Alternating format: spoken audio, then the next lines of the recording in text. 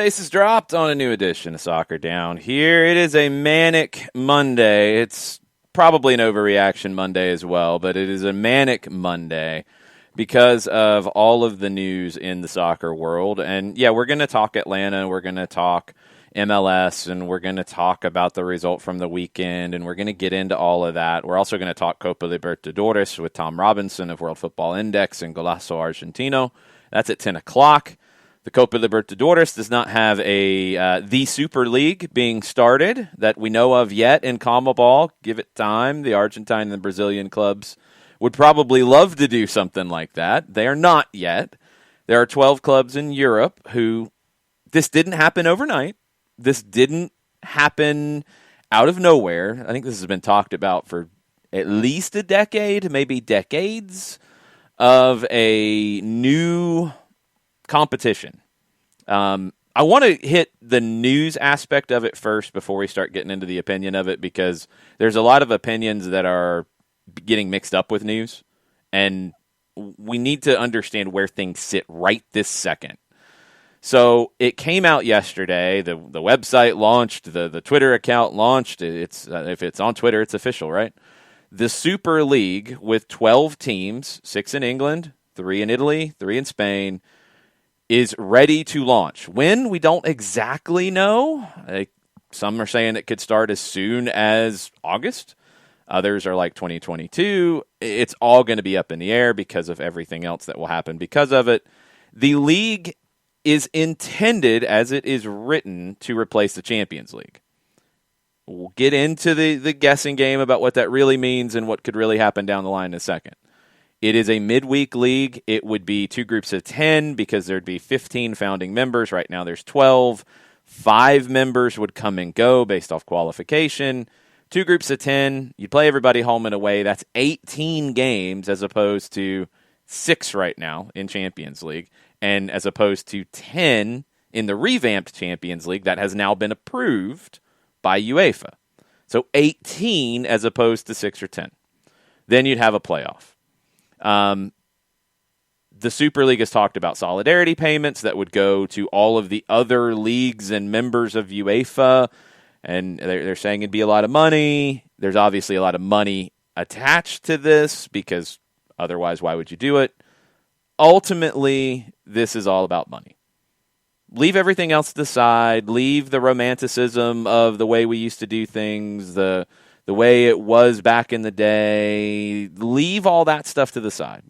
This is about money. This is about who's going to make the money. This is about who's going to get to control the money. UEFA/FIFA are not good guys in this scenario by any stretch. These clubs are not good guys in this scenario by any stretch. There are no good guys in this scenario.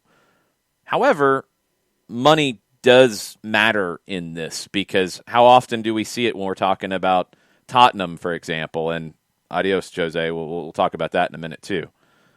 Spend money, spend money. Why isn't Daniel Levy investing? Spend money, spend money. Buy players, buy all the players. How do you do that? You have money. You got to have money to buy those players, right? If you don't, people get upset with you. Well, these clubs are trying to make more money. I mean, that does have to be understood here. It's a fact of this. This is about money. There's no way around it.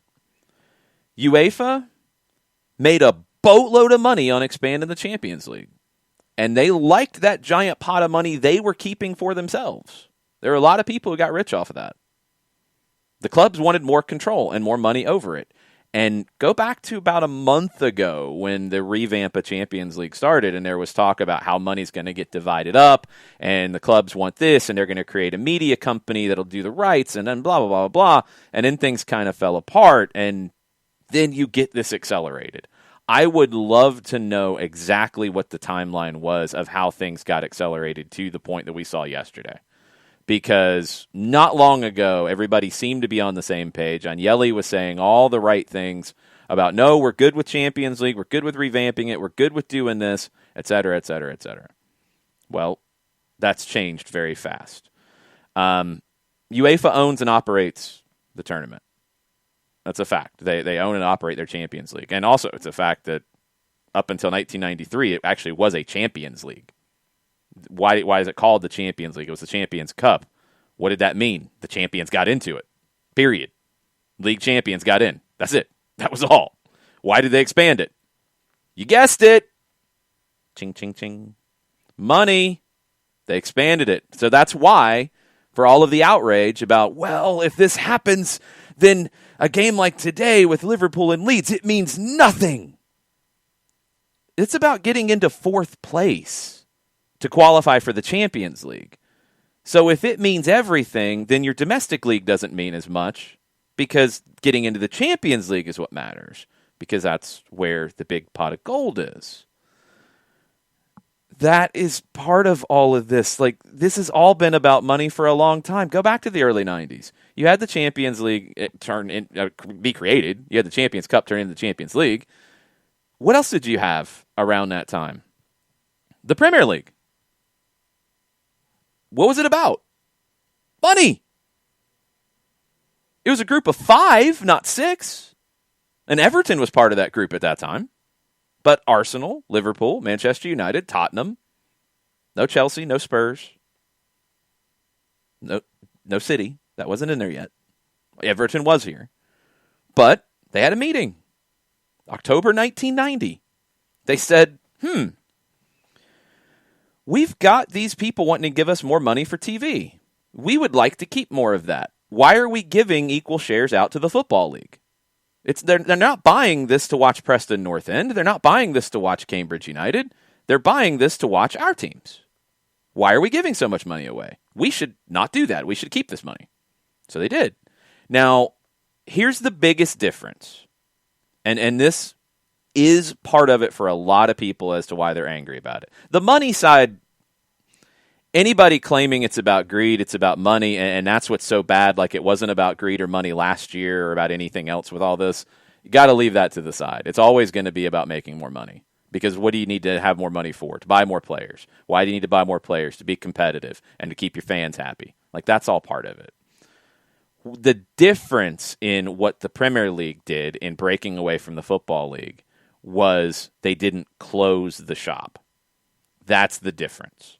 And for people who have an issue with that, the meritocracy side of it, I understand.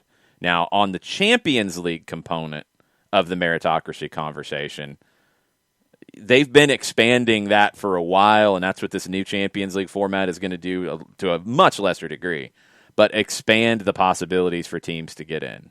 Why? Because they want the big teams in. The meritocracy element of these 15 founding members always being part of this is a valid concern. It is a valid concern. There's so much going on at the moment that we will try to get you caught up, and we will try to be really clear today in opinion and in fact. Where it is fact, we will try to cite sources. We will try to make it clear, because there's a lot of things out there masquerading as fact. It happened all day yesterday with all kinds of things that were getting shared, like an unattributed BBC report that didn't come from the BBC, somebody made it up, about they were going to stop the Champions League this year. That had not been talked about because UEFA wasn't meeting at that time. But that got spread everywhere, and a lot of people were running with it. We're going to try to give you facts, and we're going to try to give you opinions. And where people who are leading voices in the game have something to say, we're going to try to give you that. We are going to talk about other things today too, but this is a massive story in the game. And you can't avoid it. And does it directly affect us in the United States as much?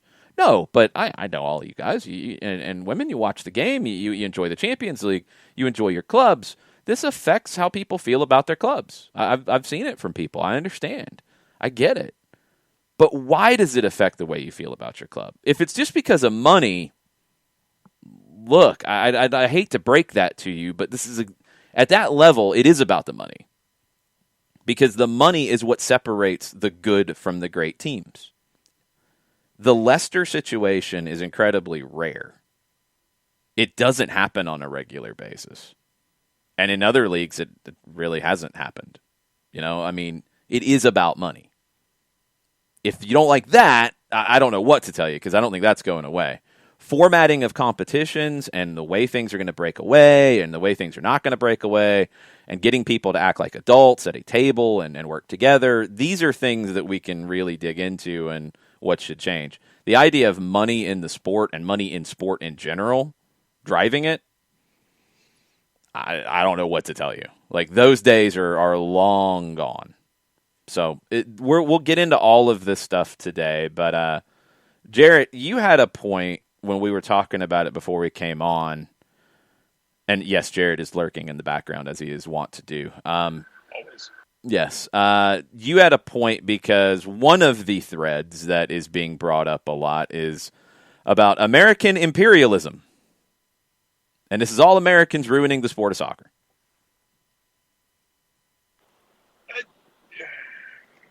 Yeah. Europe is a wild west that American sports would kill for, because you have salary caps here. You have, whether you have a hard cap like the NFL or whether you have a soft cap like Major League Baseball, where I think the Dodgers are the only team over the cap right now and into the luxury tax, where it gets to the point where you start getting diminishing returns because of how much you're having to pay out once you get over a certain threshold. And some of those teams would kill to have the freedom that is the Wild West in Europe financially, where they can just go spin to their eyeballs bleed and just take losses left and right, that sort of thing. It's amazing how I'm kind of flabbergasted the way it's attributed. Like, look, okay, you're worried about the model of American sports coming in? Then don't let American owners in. Maybe take care of your finances 10 years ago. Maybe get people to invest. Maybe be responsible about the way you run a team so you're not operating a loss. And then you got to have people come in with a parachute to keep you from hitting the ground at terminal velocity. If it mattered that much to you in the first place, don't let the Glazers come in and buy up your team. If it really is that sacred ground for you, you wouldn't have let them do it. They're doing what's going to make the money for them. Because that's all it's ever been. For as long as we've known it, most of us, and as long as we've been cognizant of sports beyond, 2-1 final, that's all we know. But as soon as we got beyond that, since that's been a thing, we've understood, it's about making money at the end of the day. Yeah, you want to put trophies in the cabinet, but that doesn't last forever if you're not making money. Sadly, yeah. I mean, the idea, again, the romanticism of this about, it's about just the sport. It's about the amateurism. It's about the romanticism of starting a team and then they can be in the Champions League in 10 years. I mean, I understand all of that, and it's wonderful, and it's a great story. It's not real life anymore, and I think we have to talk about and analyze what's happening in the game based off real life. I don't know if we can live in that world anymore. We'll get into people's opinions on this as well. Don't worry. We will get into all of that because a lot of people have a lot of opinions about it, and I don't. It's a lot of it is opinion. A lot of it is what you like about the game and what you don't like about the game. I don't like the way this has come about. I don't like the way this is going down at the moment. I don't like the fact that it feels like one group is working in secret behind the other group's back that they were supposedly working with. These are things I don't like. Am I surprised that this has happened? No, not at all. I'm not, just because this was on its way for quite a while. Your thoughts, John? We talk about the financing and the economics of the issue. And we've talked about this on the show, the financial issues that Barcelona currently has and have had for quite some time, the financial issues that Real Madrid is facing, the financial issues that Juventus is facing, three of the founders that are a part of this group. If you are presented, and looking at it strictly from the financial aspect of this, if you're presented with the opportunity to be a founding member of a group, and you are going to be getting north of 300 million pounds as a part of joining. And then they mentioned, it was mentioned that revenues are also anticipated to be anywhere from 100 to 200 million a year with the current setup that they're anticipating. With the financial problems that you have, if you're given this chance to sit there and look at this and go, hey, we can really put a dent in our debt, or we can maybe get ahead of this a little bit by joining this Super League, why would you not do that? Because once again, you mentioned in the open, it's all about money. If you have the opportunity to be more in control of resources, to be more in control of more revenue that you don't have by being a part of your domestic league currently, it makes sense for those three teams to do something like this. Do I like it? Do I like how it seems to have been handled behind closed doors? No. I understand it from the financial aspect of it and wanting to control the resources that you have the opportunity to do so in front of you. And there was a lot of huffing and puffing by pundits yesterday about the Premier League and the teams and all that kind of stuff. I'm putting all of the huffing and puffing to the side. I'm looking at it strictly, first and foremost, from this financial standpoint. If teams want to be more in control of their own situation, and they do it by joining this Super League, then it makes sense for them to do it. Do I like how it was handled? No. Do I understand it from a financial opportunity for them? Yes. Now that I have other questions about filling in the holes for the league in and of itself and TV partners and things like that are down the line. But the biggest thing for me was looking at the teams that were being constrained by financial fair play. They won't have that anymore as far as we can tell with this Super League, or it will be something different. And the opportunity for these clubs who are hemorrhaging money right now because they don't know how to, manage things, they have an opportunity to whittle that away. So it made sense for me from that monetary perspective. I want to get into a couple aspects of this that I think are some of the reasons why people are really upset. The domestic competitions. Now, this is what is being said right now, that this is basically a replacement of the Champions League, because that's what it is at the moment. What is it maybe intended to do? If you told me that these clubs were basically calling the bluff of the domestic leagues to say, go ahead, kick us out, and then come back and say, well, we tried. We wanted to do the Champions League model because that's important to us, but we wanted to play in the domestic leagues too, and they don't want us to play, so we're just going to have to create our own full-time league. If you told me that was the idea in the back room, well, I'm not going to argue with you, because I go back to something that Simon Stone has got the quote from Alexander Seferin, the head of UEFA. And again, UEFA is not any, great shining white knight on a horse here. Seferin said, I've seen many things in my life. I was a criminal lawyer. I've never seen people like that. Ed Woodward called me on Thursday to say he was very satisfied and supported the proposals to change the Champions League. He had already signed something else. Agnelli is the biggest disappointment of all. Agnelli was the head of the ECA, the European Clubs Association, who negotiated these proposals, signed off on it, then had this other thing going on behind the scenes. So if you told me that their end game was to get kicked out of the domestic competitions to then do this full time, I'm not arguing with you.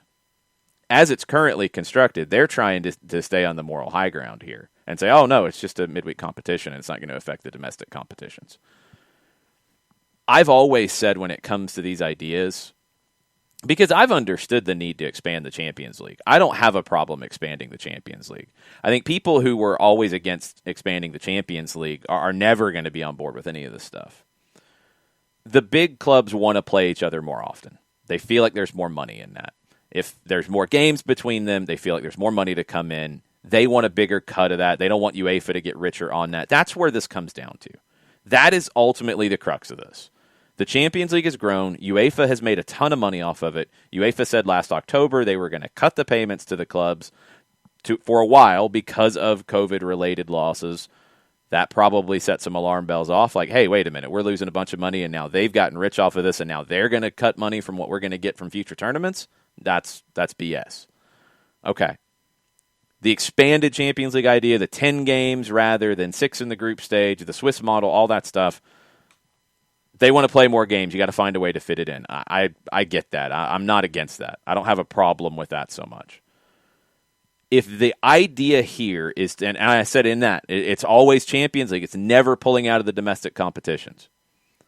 If this is the idea, is to call the bluff of the FAs, to call the bluff of these domestic leagues to get out, that's wrong. There's no way around that. Is it going to affect the second divisions, the third divisions, the fourth divisions? If this solidarity payment that the Super League is talking about is not legit or not what they're saying it will be, or et cetera, et cetera, et cetera, then yeah, it will. Because if you remove a Liverpool, a Manchester United, a Manchester City, a Chelsea, an Arsenal, I guess a Tottenham in this, if you remove them from your domestic first division, everything starts to get devalued. And that's where this is going to ultimately turn for me. Are you going to see broadcasters who have signed up for the Champions League file lawsuits today because their competition is being devalued? Are you going to see sponsors who have signed up for the Champions League or the domestic competitions file lawsuits because it's been devalued? Then, okay, what's driving all this? Money, right? That's where all this is going to start to spend more. The player side of it. I think everybody's jumped on board with this idea that, oh, well, you have to ban the players from the World Cup and from the Euros. And Alexander Sefrin of UEFA has said that this morning. Last time I checked, I'll just pull out a player, Kevin De Bruyne at Manchester City. He didn't sign a contract to play in the Super League. He signed a contract with Manchester City. I don't think he's in the boardroom making this decision. So you're going to punish him? Can he break his contract?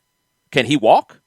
Can he leave and say, I don't want to play for a team like this? I don't want to play in this competition. I can leave and just break my contract? Can he do that? No. So why are we on board with punishing the player who had nothing to do with this? And there's people who are coming out after managers like, oh, well, why didn't you speak out against this?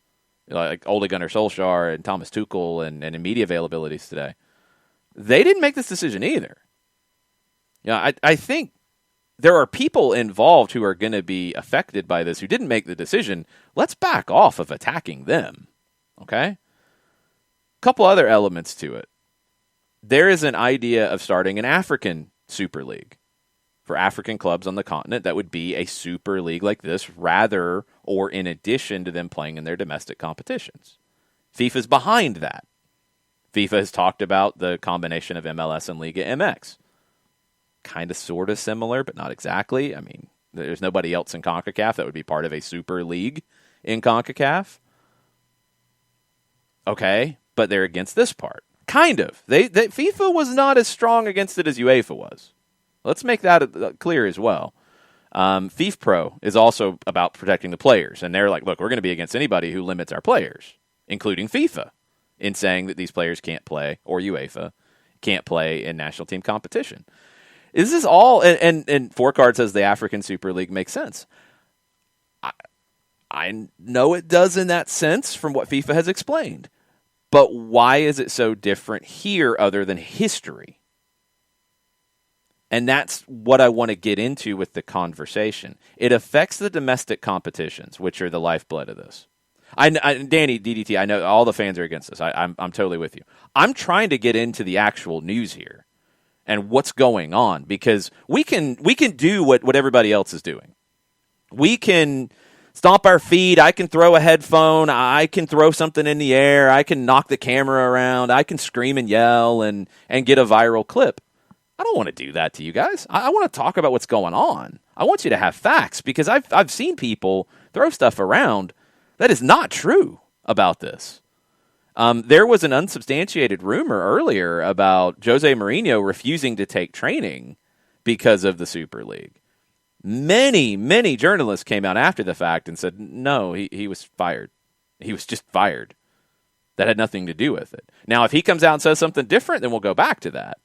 But the real story here is this is happening to some degree.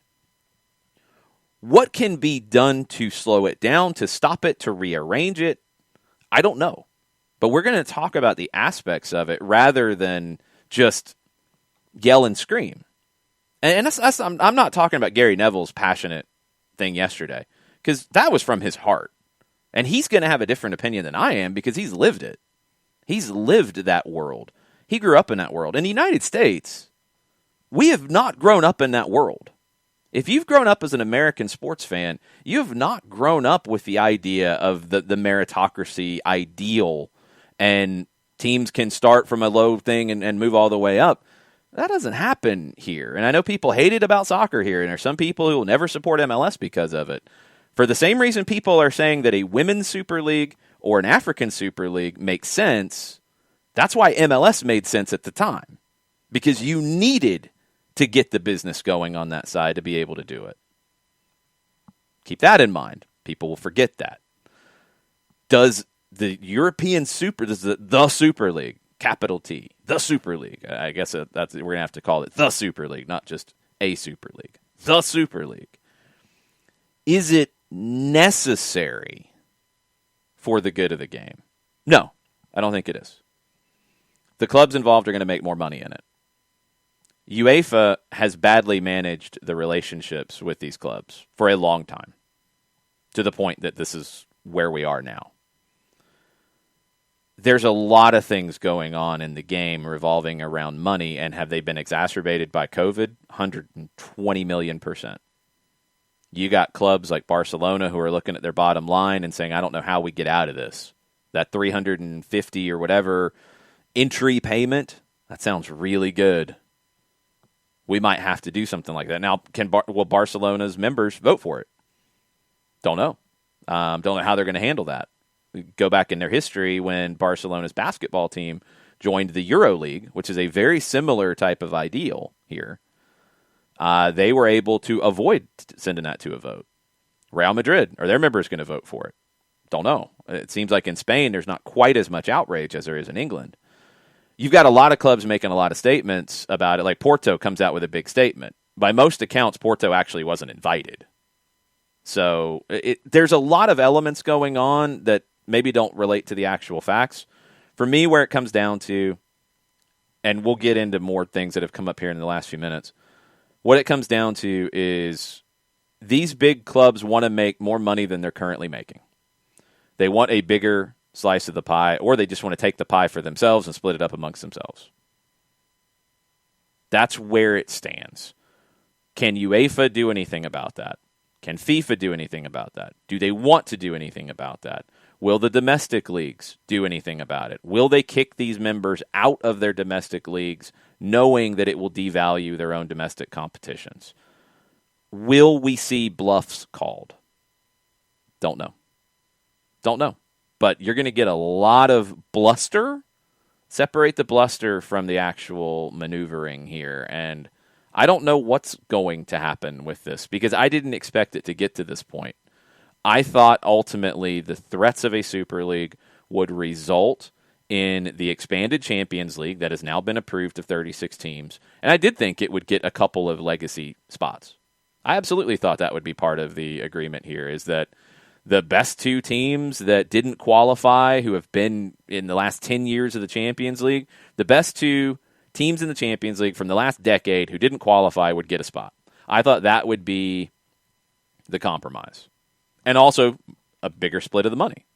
Somewhere that has fallen apart. And I don't know if it's over the money that UEFA doesn't want to give up. I don't know exactly where that falls. But it was agreed to, and the part that is incredibly frustrating is people negotiated in good faith. Ed Woodward, Agnelli, Ceferin calls them out by name, that they were involved in those negotiations. They approved the proposals for a modified Champions League, and then they did this behind everybody's backs. That's where it gets tough to come back from. And Jarrett, I want to get your take on just on that part of it. Yeah, you might be able to stop this if you're UEFA. You might be able to stop this if you're FIFA. There might be ways to stop it. There could be threats on the broadcast side and lawsuits, et cetera, et cetera. But you've got people who have lied to their fellow members in UEFA to their face and went behind their back and negotiated this and then didn't invite some of them. How do you fix that part? I don't know, and we'll have to see how much they take it to heart. Because I can't certainly speak for the other board members of teams from around the world. How do they take it? I don't know. I would imagine not well, and I don't know if it makes any relationships irreparable, or if this is a thing where in a couple of years' time, if things settle down, they go, you know what, come on back, but you're going to come back on. We're going to have some leverage over you if you decide to try and come back from this sort of thing. But I can't speak for them, but I imagine it doesn't sit well when they're negotiating all these things face to face, and then they just do something else. That can't sit well. And yeah, I mean, basically that's it. That's the thesis of it to me. Is I don't know how to expand on that anymore, other than it can't sit well with them, and I don't know what they do going forward. And in a couple years' time, I don't know if this is something that you just kind of brush over because business is business, or if this strikes deeper at the heart because it's not just about, I don't think it's just about the honor of, oh, he lied to us about this, A, B, and C. You're also messing with rich people's money, which is pretty much rule number one of what not to do. Mm-hmm. Couple of things that have happened, John, before you chime in. Karl-Heinz Rummenigge, chairman of Bayern Munich, according to Tariq Panja, is going to join UEFA's executive committee in place of Agnelli from Juventus, who resigned after lying and then stabbing them in the back. For anybody who thought Bayern was going to be one of these teams that was going to join, no, that's happening. No. Also, and Danny DDT, thanks for hanging out. Thanks for being part of it. Where I'm thinking this is different than in the past, because the Super League stuff has come up before, and they've used it to call bluffs, and I understand that. They never announced anything like this. How do you walk this back? I don't think it's as simple as, our bad, we were a little presumptuous there, our bad. I think it's going to be harder than that. I do think this is going to change everything. Now, does it change everything with a Super League and still a Champions League over here? And I don't know if it does that, but I do think everything's going to be different in the European game from this. Danny, thanks for hanging out. I do think, yes, and we're not completely clueless here. This is not as simple as just our bad, we're going to walk away. We'll see what happens. I don't know how it works out, to be perfectly honest, because UEFA's out for blood. And I understand why. And how are they going to do it? I mean, you've got people saying, kick these teams out of their domestic leagues today, now. Like, you've got people saying Liverpool shouldn't be allowed to play this afternoon. I know it's talk. I know. But that's where the attitude is. This is different than before. Before, the stuff came out in footy leaks and leaked documents and emails. And Bayern Munich has talked about this too. Let's not act like Bayern is completely innocent in all of this. They've talked about this stuff as well. How do you get back, or probably more likely, how do you get to something new that keeps all this together? I don't know what it looks like. I do think they will. Ultimately, like Danny saying, like, oh, they'll just walk it back, everything will come back to what it was.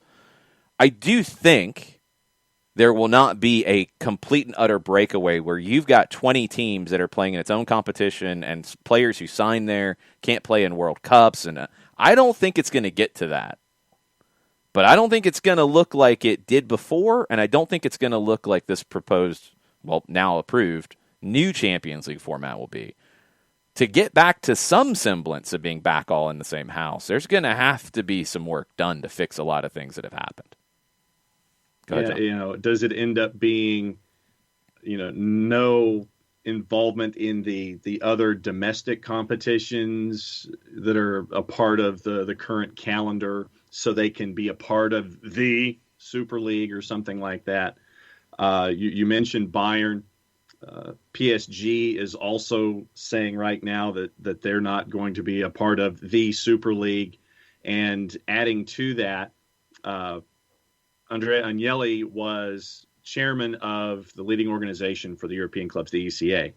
The head of PSG, Nasser Al-Khelaifi, is now the head of ECA. Mm-hmm. And so you have all of that politics shuffling of people and places and things like that. And PSG reportedly said no.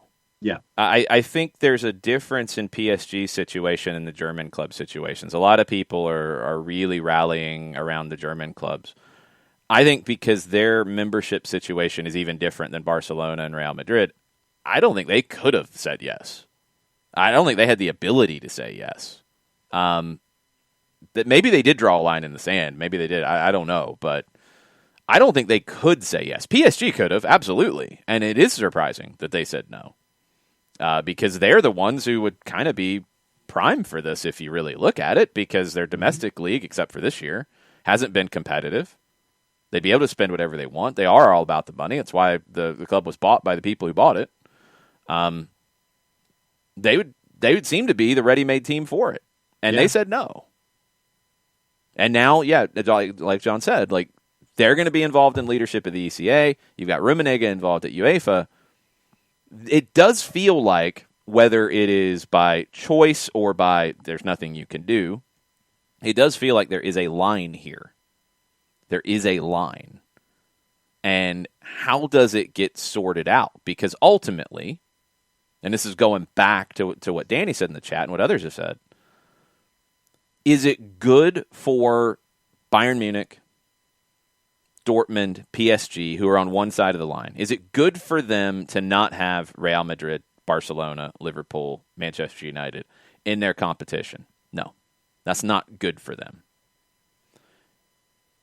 So, how can you get back under the same tent? I don't know. I really, truly don't know, because I don't know what's signed. You've got the Super League, and this is another thing that had come out this morning that I think is important here. They have already put it out there, and Tariq Panja had a great breakdown on this. He's definitely a must-follow in all of this from the New York Times. The Super League company has written to FIFA and UEFA presidents last night, warning them that they've already started to take legal action to prevent football authorities from blocking their plans for the breakaway league. Is that real? Is it a bluff? Don't know. But a motion has been filed in multiple courts, according to Panja and according to the Super League, that would ensure nothing could block these clubs from doing what they're going to do here. UEFA, the leagues, the domestic leagues, the FAs are considering their own legal options. Not sure what FIFA is going to do about it. But all that is there. The Super League company says that without taking legal action, that $4 billion of financing that is already secured, according to reports, would be at risk. And they are taking actions to keep their $4 billion. So it's not just as simple as, it's just all bluffing and they put out a Twitter account and it's nothing. It's not nothing. I don't know how this ends. I really, truly don't. But it's all about the money. And that's what the game is at this level. Yeah, I saw Alex Pacine, and I didn't get to dig into it at the time because I think it's different for different people. But, is this just entertainment? Well, I'll think back to a huge TV show that made a ton of money. I mean, we can go to any of them because I know it happened. I mean, two that come to mind, Friends and The Big Bang Theory. Made a boatload of money for their producers. Made a boatload of money for the companies that own that. After it started to make a boatload of money, what did the actors do that were involved? They wanted more money. They said, yeah, you're going to pay us. You're going to pay us a lot of money. Or we're not going to do your show. UEFA made a boatload of money, and the clubs involved said, hey, we're not going to do this unless you give us more money. Sounds familiar. That's what happens because it's a business. Do we have romanticism tied into it? Absolutely. I know how Atlanta United fans felt about the season opener on the weekend. I mean, I felt it. I was happy to see it. I was thrilled to have that emotional charge of a game. We know what it means when your club does well. We know what it means when your club does poorly. Those feelings are real. But these are businesses. And I think more so than ever after COVID, they are looking at bottom lines. Like, the only way you go back is if salaries come way down and you're not then having to worry about having signs about Daniel Levy out if he doesn't go spend this money, or Ed Woodward out if he doesn't go spend this money on players and give us the players we need to win. When that is the conversation, that you got to go spend more money to be good to win so people are happy, you got to make more money. And that's where these things come from. Money is at the root of this. And it's not going to go away. That part's not going to go away. Can it be brought back in balance with everything? Yeah, I do think it can. I think that can happen. How? With these relationships at the moment, I don't know. It's going to be tough. It's going to be tough. It's not going to be easy. But this is where we're at right now. And that's why we started the show and have talked about it for as long as this. We're a soccer show set in the United States. This is about a European competition or breakaway or what have you. But it's going to affect the whole game. It's going to affect MLS. It's going to affect U.S. national team. It's going to affect a lot of things. U.S. national team, for example, Weston McKennie is on the Juventus roster. Well, his club decided to play in the Super League. If things follow through and players on those teams can't play in World Cups, well, that affects your U.S. national team, doesn't it? Christian Pulisic. Plenty of others. Serginho Dest. Keep going. Zach Steffen. Keep going. Did those players do something wrong? No. They signed for a team at the time. Do they get to leave? Well, if you're going to ban them from the World Cup, I would hope that their contract would be broken because they should get that choice, right? So, yeah, it's going to affect American soccer. It's going to affect South American soccer. We're going to talk about the Copa Libertadores in about 15 minutes. It's going to affect that. Do the Argentine and Brazilian clubs say, hey, that looks like a really good idea. Why are we going to Bolivia to play anyway? Maybe. I hope not. But could it happen? Yeah. This is, I don't think catastrophic. That's not the word for me. Because I think that's where some people have went. They've said this breaks the game forever. I disagree, because you could have said that about the Premier League breaking away from the Football League. You could have said that when the Champions League expanded. You could have said that about a number of different things in the game. And it didn't. It's not like the Championship in League One and League Two were in a worse position because of the Premier League breakaway. They're not. This is more closed. I understand that. But still, they're not in worse shape. I don't know. Again, I mean, that's just what I keep coming back to, is I don't know how this gets fixed or sorted out or evolved into something that doesn't hurt the game. It's seismic. It's not catastrophic, because it's going to change things. Yesterday's actions will change things about the game. It doesn't mean it will break them forever. We'll come back to this, I know, because I'm sure there's going to be more news as we go this morning. But we do need to get into a couple other things. Final thoughts on it, where we stand at 9:46, John? The word that you used was the word that I had come across, seismic. And now I want to see the rest of the ideas from the Super League, since we don't have all of the founding members yet. And I want to see the trickle down when it comes to those teams and the leagues that they represent, and from there. And for me, naturally, when all of this was discussed yesterday, one of my first thoughts was the TV rights holder issue. And the TV rights holders who are tied to Champions League, who are tied to World Cups, who are tied to those competitions, and who would be able to jump on something like the Super League. And the only thing that came to my mind there is that they would have to do it on their own and do something where it's completely streamed, because of all of the different media partners that are tied to all of the FIFA and UEFA competitions that are out there right now, and the domestic leagues to a lesser part of the discussion. So I still have a lot of questions when it comes to founding members, filling the roster, where that comes from, how that affects those domestic leagues, and the TV aspect as well.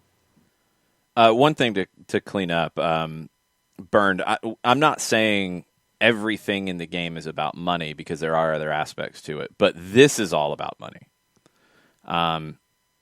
This is purely about money. And money does drive a whole lot of the game. It does. Byrne says there is a way to keep some sort of democratic structure and still play high-level football. Rich people don't like democratic structures, but that doesn't mean you can't have them. I didn't say you couldn't. But money is going to be a very important element of this. And it will be for German clubs too. And it will be for French clubs who aren't invited to this. And it'll be for every club who, a lot of clubs are making big statements about, I will never do this. Well, if they got the invite, they might. That's the thing we don't know here. Money is an important element, and I don't think you can ignore it. And I don't think you can say that it doesn't matter. Can it be handled differently? Absolutely it can. But to ignore it in how we got here, you just can't. And ignore it in how you fix this, you can't. UEFA made a lot of money on the backs of these clubs, and they're ticked off. Like, a lot of it is that simple. UEFA is not the good guy here. Doesn't mean this is okay. And that's where a lot of people are. It's like it's one or the other. No. Like, UEFA's not good in the situation. That doesn't make the way this was done okay. And there's another quote from Ceferin on Agnelli, and this is where it gets difficult to deal with. Ceferin said on Andrea Agnelli, the chairman of Juventus, who was the chairman of the ECA, I don't want to be too personal, but I have never seen a person who lied so many times as persistently as he did. I spoke to him on Saturday, and he said these were only rumors, nothing going on. Then he turned off the phone. I mean, how can you do business with people like that again? But you want Juventus in these competitions because they're a big deal. Maybe not as big as they used to be, but they're a big deal. It's all crazy. See, that's the thing. I don't think it's a threat. I think this is more than a threat. I think dismissing this is just, they're just bluffing or it's a threat. I don't think that's the case.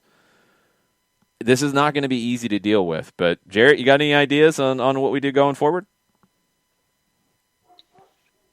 I think all you can do is let it see how it plays out. But I'm going to go back to what I said earlier. Don't mess with rich people's money, because that's where you're at right now. As much as people want to get up in arms about the emotion of it, and I get that, like the hyperbole of the game died today. Like, yeah, more importantly for the teams and the leagues and UEFA, you mess with rich people's money. You don't do that. Yeah. I do think there is some hyperbole, and I understand it. I get it. And like I've said many times, I'm not the one to lecture anybody about it because I've grown up on sports that were not structured the way that other leagues were. I understand that structures like you see in the United States can absolutely work, and they have, and they've been successful. The NFL model has been successful. Does it work in a European club competition? It's completely different. Can it work? Sure. Can it fail? Sure. Can it change the way that things go in the domestic countries that are involved in this, but not all their teams are? Yeah, it can. I don't know what that looks like. Nobody really knows. We're all guessing.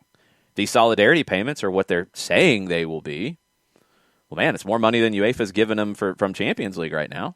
That could be a good thing for the lower divisions. That could be a good thing for these domestic competitions. I don't know. I don't know what it looks like. It's not about right and wrong in that aspect, and in my opinion. It's about how do you manage the business of all this at this point. Because the Super League business is weaker with not having Bayern, PSG, and other clubs in it. The Champions League, the UEFA business, is weaker with not having the Real Madrids, the Liverpools in it. So they're both limiting what it can be, which is very stupid. And you got rich people who are worried about their money, like Jared has said. You've got people who are not concerned with the old school fans. They're worried about the new fans who maybe don't think about things the way that somebody who has grown up watching their team climb the pyramid or fall in the pyramid or what have you. I mean, let's be real. Like Real Madrid and Barcelona fans don't really care about pyramids. They're always near the top or at the top. Liverpool's not worried about relegation scraps. Let's be real about that stuff. I know that is an easy thing to bring up, but that's not the reality that they face. They're not worried about that stuff. So what do we do? I don't know. I hope people come to their senses because none of this is good for the game. It's just not. An expanded Champions League with, 4 more games in it, with maybe a couple of protected spots for teams that are big teams but didn't qualify, that would help the business of it and help everybody. That could have made sense. It's 2 split competitions? No, it doesn't make sense, and nobody wins. Nobody wins right now. So, all right. We're going to get into Atlanta and Orlando, but in case you have missed stuff from over the weekend, the Salty Takeaway is live. That was the John and Nick, and it will be Jarrett, but not this weekend, Jarrett, and Jessica in place of Jarrett this weekend. Very different accent, Jarrett, than usual. So hope you're okay with that. I wish I had Jessica's accent. I feel like people would take me a lot more seriously if I sounded like Jessica does. That's a funny thing in this sport. How, man, that does really make people get taken seriously also, sometimes. If I, had the experience and takes that she has too. There's also that. You're pretty good with your takes, though. Don't undersell yourself. But yes, Jess is great, and Jess was able to fill in for Jarrett on the Salty Takeaway, and that is up on the network. So if you want Atlanta Orlando thoughts from that crew, it's there. You want thoughts from me and Mike Conti, it's on the Full-Time Report on the 92.9 The Game Off the Woodwork podcast section. Yes, it did get posted. I don't know why the other stuff doesn't get posted. Please, if you have issues with this, let the radio station know. Tag them and ask them, because it's out of Mike and I's hands. It was a scoreless draw, and it was the opening weekend. And Atlanta, I thought, played well enough to win. They also didn't play well enough to avoid losing. And ultimately, it was a draw. And I thought what Gabriel Heinze said after the game was the important thing. This is not a team that goes in to draw games. They try to win. And success is judged by wins. It wasn't a win. Are there things you can take away that were good from Atlanta United? Absolutely there were. Are there things that can concern you? Yeah. The attack is still not where you want it to be. You created as much as Orlando did, but you want more. And you want to find the back of the net. That's the part that's going to take the longest. I feel like you're building a good road to success, and that was something else that Heinze said after the game that I totally agree with. The way you tried to play in this game is the way to play to have success. And you can see the building blocks. You're not at the end of the journey yet. So I'm happy with where it goes. Got to continue to improve. And it's not going to be easy next week against a Chicago team that drew 2-2. They got an early lead, and then they blew the lead, and then it was a fight with New England.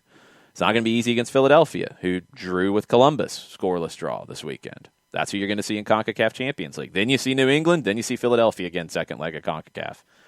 All teams that were very competitive this weekend.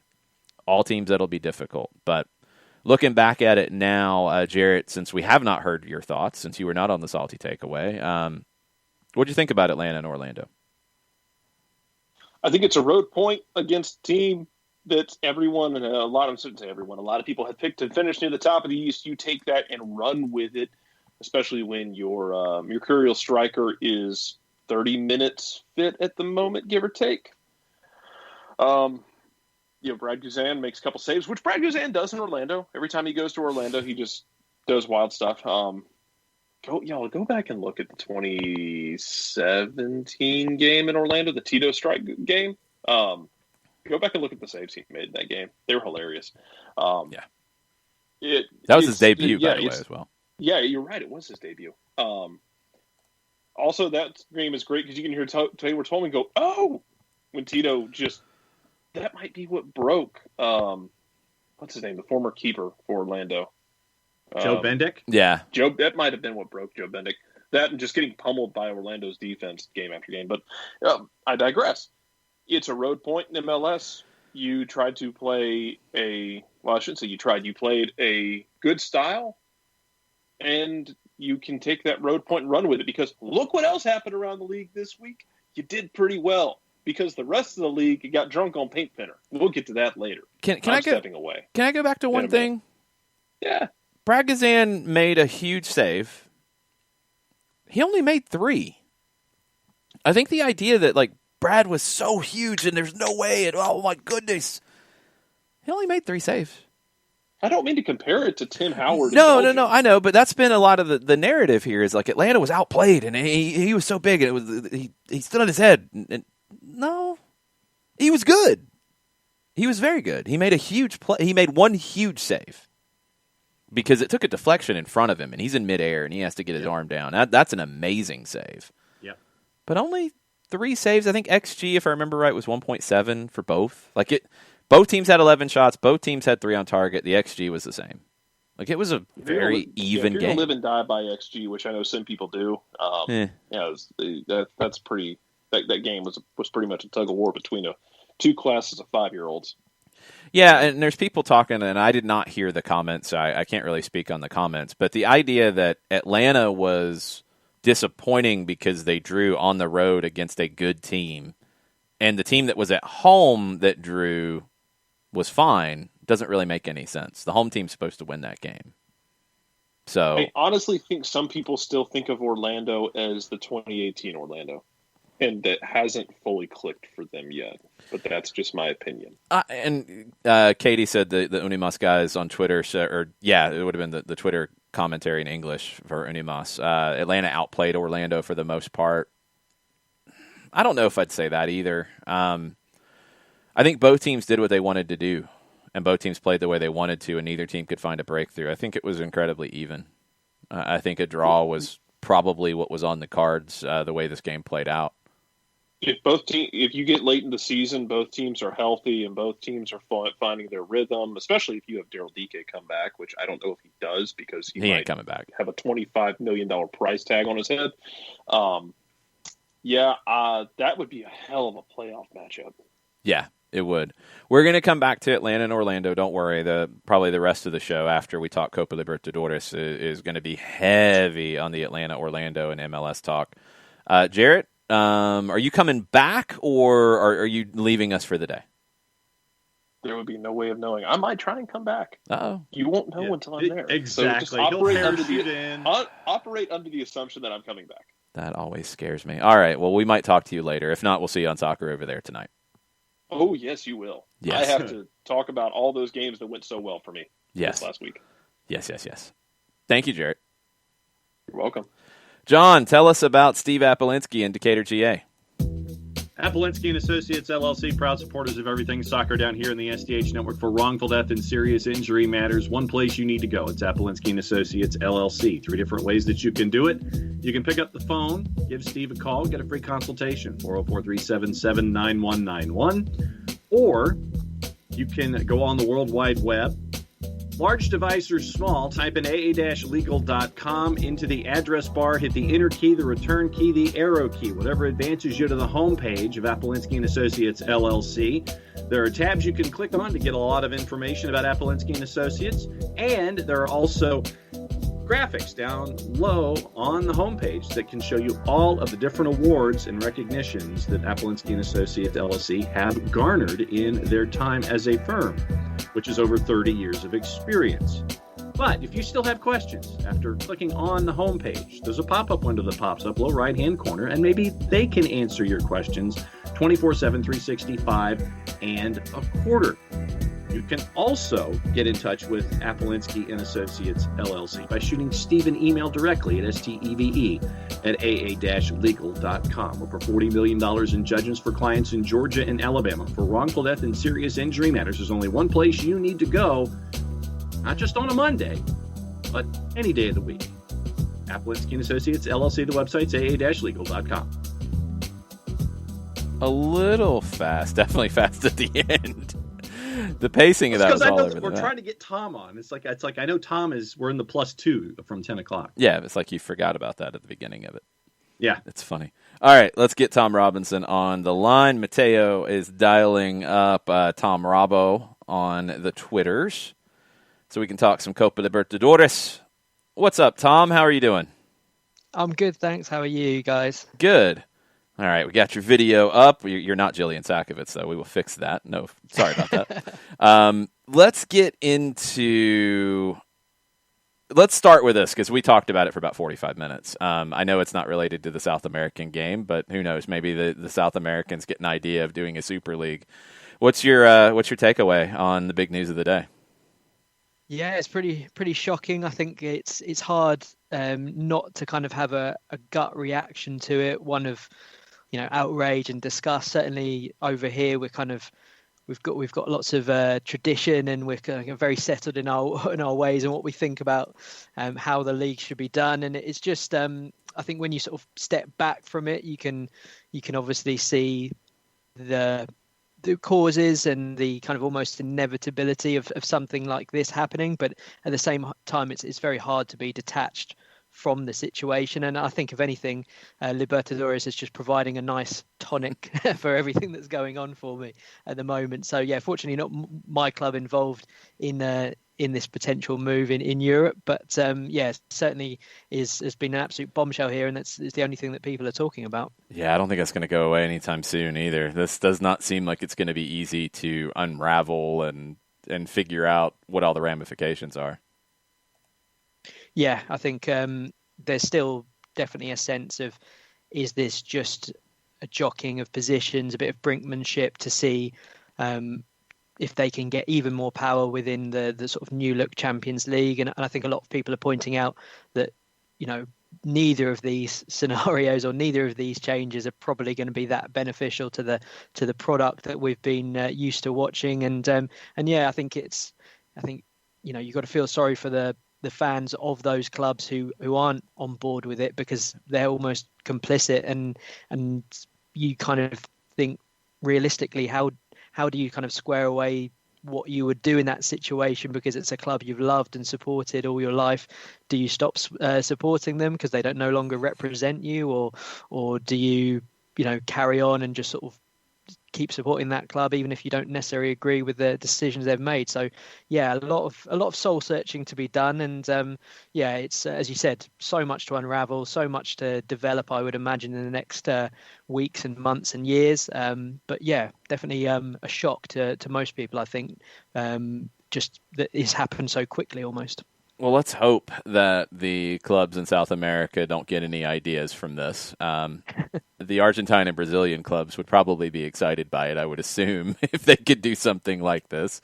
But it's the Libertadores is set up very differently. I mean, with so many teams from those countries in it, this feels like one where, this year, a lot of times we're looking at River and Boca, and there's questions about both of them. The Brazilian league is kind of hard to follow who the favorites are going to be, because right now you're in the state league portion of it, so it's not quite as accessible. Who are you looking at the moment as the favorites, and could we maybe, for the first time since 2016, when Atlético Nacional won it, somebody outside of Argentina or Brazil? Is there anybody who can compete?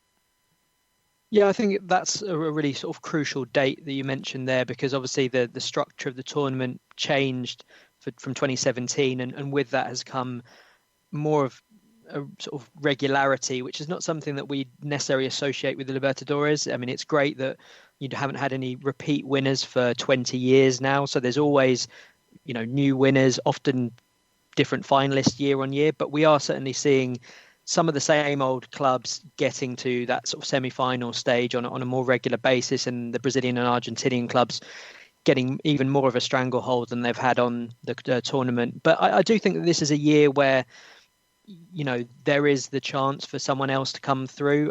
Obviously, it's hard to look past Palmeiras, Flamengo, River and Boca as probably the four favourites, just based on the squads and the histories they have. But I think there is a lot of potential for certainly a couple of non-Argentinian Brazilian teams to maybe have a really good run. Independiente del Valle are probably everyone's sort of hipster favourite, the darlings of South American football for a lot of fans. So I think they're ones that everyone has a lot of goodwill towards and would like to see succeed. But you've got a pretty strong Colombian contingent this year as well. Some big teams again. We'll have to see how they actually perform when it gets to the group stages, but certainly some teams with pedigree and some good backing. You've got maybe some Argentinian and Brazilian teams who, yes, they are from those sort of two main nations, but ones that you wouldn't necessarily associate as front runners, having a chance to maybe upset those favourites that we've mentioned already. So I think there's always the beauty of shocks and surprises. I mean, even someone like Santos getting to the final last year was a surprise, even though they've got pedigree in that competition. So I think that is one of the biggest attractions about it. And yeah, as well as that, you've got about 15 previous winners out of the 32 clubs. So lots of history and lots of excitement to come. You mentioned the Colombian contingent, Tom, and you're looking at, the heavyweights, Junior, Santa Fe, Atlético Nacional, América de Cali, When it comes to the first round matchup, the round of 32 matchups, the ones that are happening over the next couple of days, are there any of these matchups that you already have circled on your whiteboard as, okay, this is must-see TV here? Who are in the spot shadows for you when it comes to the next couple of days? Yeah, I mean, I think there's lots of great storylines there. I think club that I've mentioned already, Independiente del Valle against Defensa y Justicia. I think that could be a really fascinating matchup. You know, not your traditional heavyweights, but the last two Sudamericano winners both play attractive football, and a lot of focus on youth as well, certainly from the Ecuadorian side. So I think that one's going to be a really fascinating tie, because you'd like to think that in that Group A, Palmeiras are going to go through. So it's a real, early marker for one of these two teams to potentially give themselves a good footing in the group. So that's obviously one that jumps out. I like Vélez versus Flamengo. I think that's, again, two sides with lots of history, a bit of previous. Certainly there was a pretty feisty match between them back in '95, which resulted to a bit of fisticuffs on the pitch there, as these things often do. But I think Flamengo, for all the quality they've got, aren't necessarily as good as the 2019 side, and I think Vélez will be a stern challenge for them. And also, you've got a really typical Libertadores tie of the strongest against Boca up in altitude in Bolivia. That is an absolute leveler and a game changer for any side. And it wouldn't surprise me if there was a bit of a shock there. Not that Boca will be too worried. I think if they lose or draw that game, because they'll back themselves over the rest of the group there to get through. But that could, it's not you don't want to get off to a loss, and that could be a bit of a worrying one. And it's never too far away from a bit of hysteria and panic if you lose your opening game. So yeah, some exciting ones already. There's a couple groups that grabbed my attention. Group A maybe is the group of death because of Defensa and Independiente del Valle, but also Palmeiras. I mean, Universitario was the runners-up in Peru. It feels like they're going to really struggle to keep up with those other three. The games with Palmeiras and Defensa should be amazing after what we saw in the Recopa. Do we have another fight in the tunnel? Do we get into more ridiculousness like we saw in that? Those games are going to come up pretty quick too. I mean, that's the one thing about this year's Libertadores that I think people have to keep in mind is this group stage is a total sprint. Like, it's going to be over fast, and if you get on a little bit of a run and get some momentum, it can carry you through a few weeks.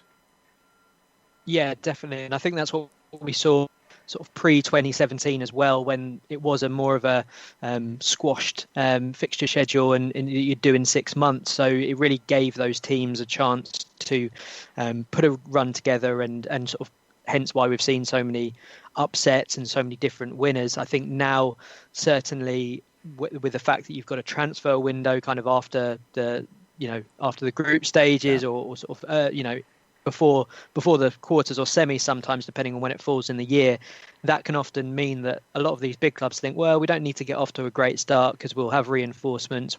If we get to that stage, we can always bring in some names to hopefully see us over the final stretch. So I think that it is, if there's a club that starts slowly, which again, given the Brazilian clubs have got that disadvantage of only having a bit of sort of state championship games, and certainly Palmeiras, since they've won the Libertadores and that great end to 2020, they haven't necessarily sort of impressed too much, despite having a great squad. We've seen them lose, as you mentioned there, in that really fascinating Recopa final. They lost the Supercopa to Flamengo. They've lost a couple of state games as well, and obviously they didn't do great in the Club World Cup either. So it could be a case that all the exertions of last year catch up with them, and certainly you've got two hungry, young, dynamic teams who, okay, they're not the biggest names historically, but they will give any team a go on this, and they've got two great managers as well. So I think there's Group A, as you mentioned, is a great group. I think Group G as well is maybe not as high profile, but I think there's scope for any of those teams to take some scalps off each other, and that could go down to the wire. And I think both Boca and Rivers groups are also pretty interesting and have a bit of potential for some banana skins there as well. Group F was another one that I thought was really wide open, with Argentinos and then Nacional, who won the title in Uruguay. Atlético Nacional is in here, and the Chilean champions, Universidad Católica. It feels like anybody could come out of that one. Yeah, totally. That's one I can't pick at all. I think I don't think Argentinos Juniors will do much. Right. They've not really impressed lately, and they're not too easy on the eye either. So I wouldn't be surprised if they came bottom, but they're tough to beat, and they could pull something out of the bag. I'll never write off sort of any Argentinian side at this level, and Católica, I'm interested to see how they do under Gus Poyet. Yeah, he's there's been some slight worries out of Chile there, with a few people maybe thinking he's not going to get the best out of this side, and Nacional, as much as they've got a great young squad and they've got great pedigree in this tournament, again, they've got a new manager coming in. Are we going to see the old Nacional that kind of holds on for the 1-0 win, or are they going to try and go for it a little bit more? So I think, and obviously Atlético Nacional, great team. I'm really looking forward to seeing them. Yerson Mosquera is one of the young players that I'm most looking forward to seeing, young centre-back, and also Thomas Angel, the son of Juan Pablo Angel. He might get some minutes there as well, and I think that's going to be one of the tightest groups. It might not be the most free-flowing, free-scoring groups, right. But I think that's one of the ones that, anything could happen there. When it comes to star power, for those folks who are hopping into this tournament for the first time, not as well-versed in the tournament as you are, who are some of the players that folks could instantly gravitate toward? I mean, is it a Jefferson Soteldo from Santos? Is it an Alvarez from River Plate? Who are the guys that you could sit there and say, watch this game because of this star power? Who are some of those stars for you to focus on? Yeah, I think if we're talking about star power, then it's hard to look past Flamengo. You've obviously got Gabigol, and I think if he's in good form, he could be really, really devastating in this competition.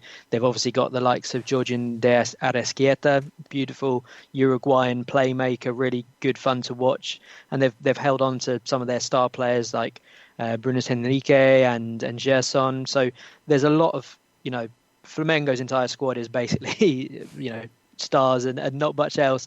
But I think another side that might be quite interesting on that recognisable and interesting front would be Atlético Mineiro. They've got Hulk coming back from to Brazil, who's obviously such a recognisable player there, and he's still got a lot to offer. So I think he's going to be really fun. That's a pretty wide open group as well, and obviously they've got Cuca back in charge, the guy who took Santos to the final and who won the Libertadores back in 2013, and they've also signed Nacho Fernandez from River, so he's arguably one of the best players on the continent. So Atlético Mineiro, they might not jump out at you initially, but they've got some fun players to watch. And then, as you mentioned, I think Santos, obviously if you're just coming into this, I think they're a really exciting team to watch. Obviously Soteldo's great value, just scampering around a bit like a young Barney Rubble there,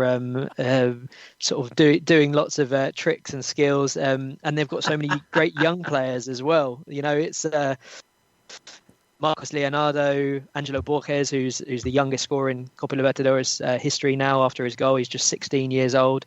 Kike Melo, and then some of the guys like Jorge and Sandri from last year. So they've got a really, really exciting manager now in charge, Ariel Holan, Argentinian guy who won the Sudamericana with Independiente and did well in Chile as well. Is actually comes from a hockey background, so he's got some interesting ideas and plays a really nice style. So we might see quite a different Santos that we did last year. They might be going for it a little bit more, being a bit more attacking rather than that kind of exciting counter-attacking side, but it's one that maybe takes the game to the opponents a little bit more, and who knows whether that will fit the group of players they've got or not. But I think there's lots to be excited about there. And then obviously from an Argentinian point of view, Carlos Tevez at Boca is going to be one of the big names. And River are just full of guys who've had good careers in Europe. Enzo Perez, Borré up front as well. So I think all the big clubs are going to have a few names there that I'd say most football fans are probably aware of. Now I'm always going to hear the Flintstones theme when I see Jefferson Soteldo. Thanks, Tom. You know it. Appreciate that. I am looking forward to seeing Santos under Holland. I want to see what he does with that group. Our Independiente del Valle folks in the Twitch pitch, and we have quite a few IDV fans in our SDH nation over here. Pedro Vite. They're really excited to see him. I haven't seen a ton of him. What are your thoughts on Vite? Yeah, again, he's just the latest of that fantastic production line at Independiente del Valle. An attacking midfielder, someone who can play in that midfield three, but also can play on the right-hand side of a 4-2-3-1. Someone who's looking to get goals. So a bit different from the kind of profile of Moises Caicedo, who we saw to brilliant effect last season, and another player who I think is going to be a real standout from this side is William Pacho, the young centre back. Really classy centre back, long strides, takes the ball out of defence really well, and is just looking like he's got all the attributes to be a future international for Ecuador. So those two coming through are going to be the young players to watch from that Independiente del Valle squad. What I always love about this competition is discovering new teams. And, we know most of the Argentine, the Brazilian teams for the most part. There's some new players that emerge. But is there another team that, you're excited, you're going to kind of go out of your way to watch their games and see how they do in this competition? Somebody that might be under the radar a little bit? And there's always some good stories. I mean, it's always good, I think, early on to watch some of those clubs either making their debuts or their first appearances for a while. So Rentistas, I don't think they were going to do anything good there, but they do have a fascinating story because they were about a year and a half ago, they got promoted back to the Uruguayan Primera. They won the Apertura in their first go, and then came bottom of the Clausura and only just survived relegation on the last day. But because they'd won that first short tournament, they had a playoff against the winners of the Clausura, beat them, and got into the Libertadores. So they've had a pretty wholesale changes, but it's their first ever time. Again, I don't think they'll be great, but it'll be. I'll check them out certainly.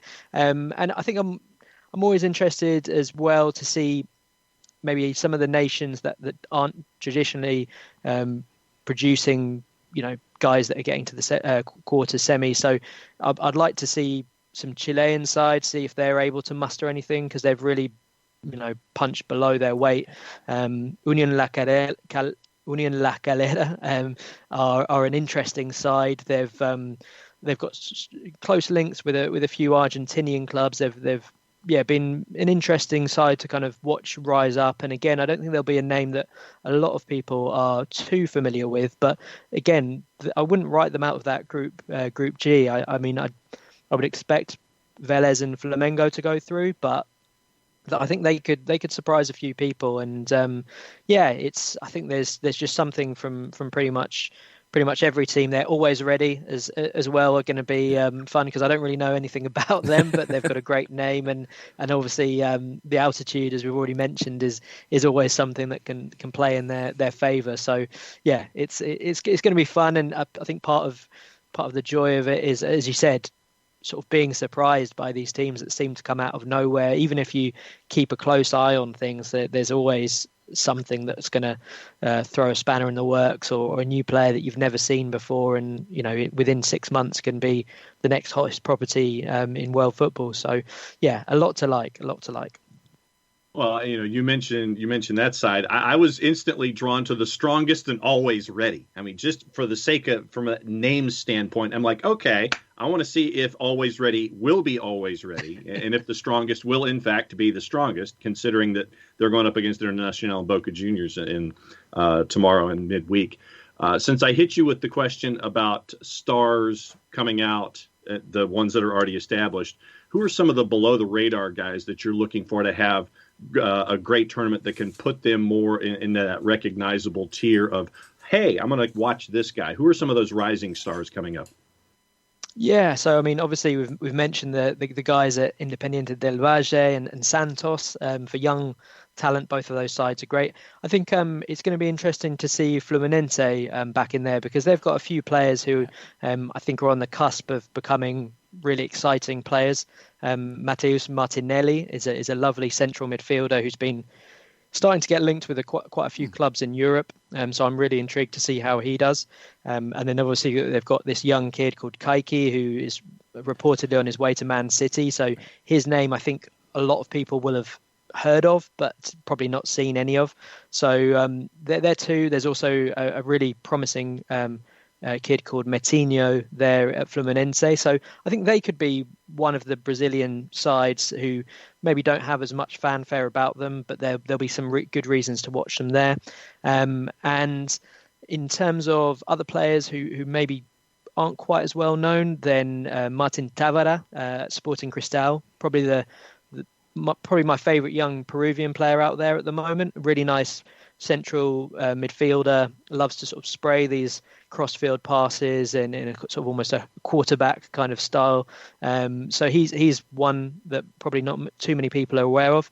And Santiago Moreno at America de Cali, guy loves to dribble, having a really big impact in Colombia right now, and I think he could get a good move.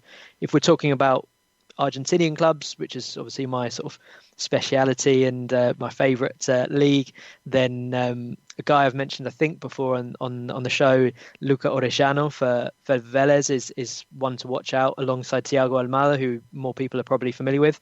And finally at River, I think Agustín Palavecino. He's 24, so he's on the slightly, I don't think you could necessarily class him as a young player, but he's one who's only just sort of breaking into people's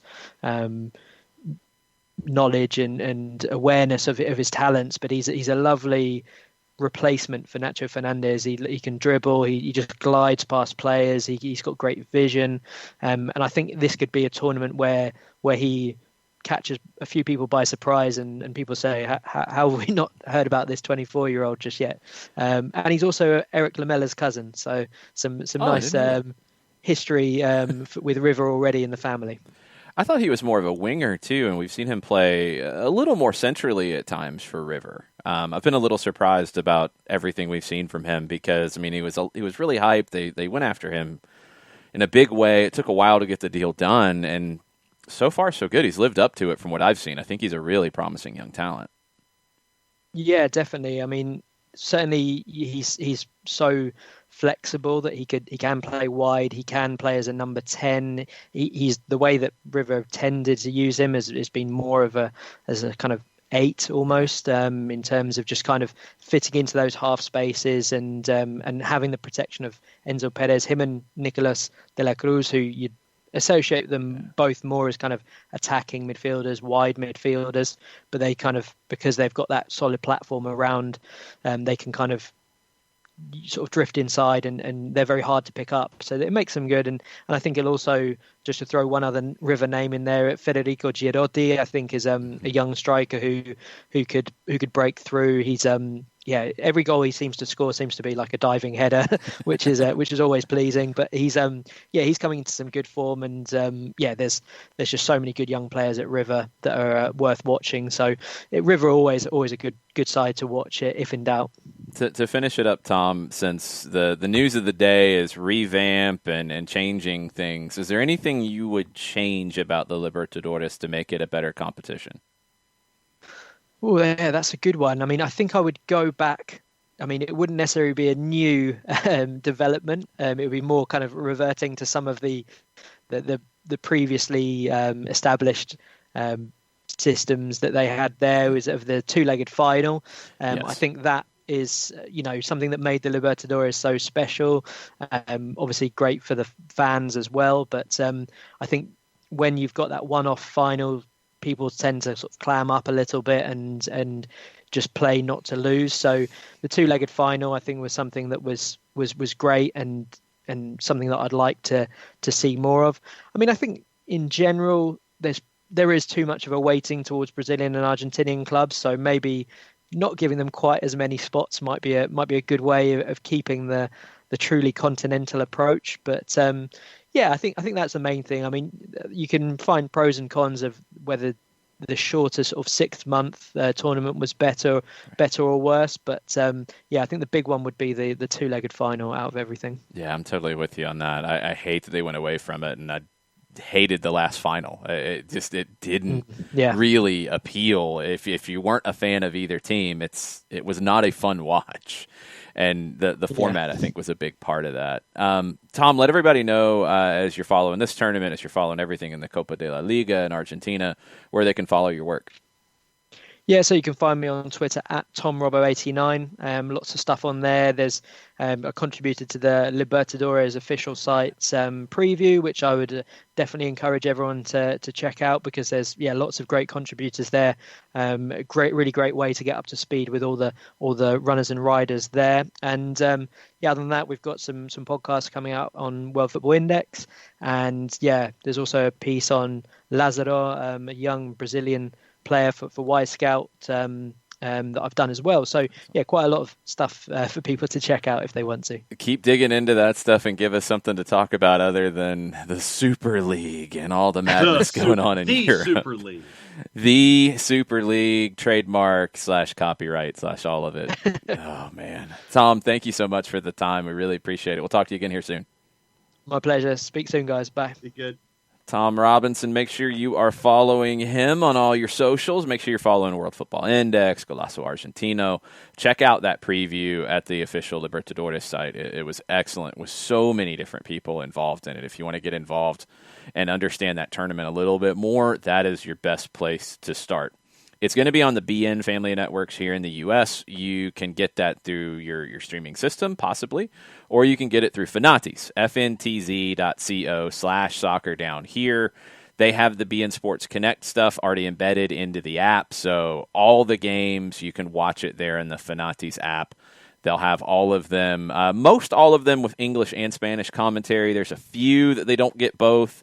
I think even with BN Sports Connect, they can get the Portuguese commentary for the Brazilian team. So you can get almost everything you need Libertadores and Sudamericana style in the Fnatis app, fntz.co/soccer down here.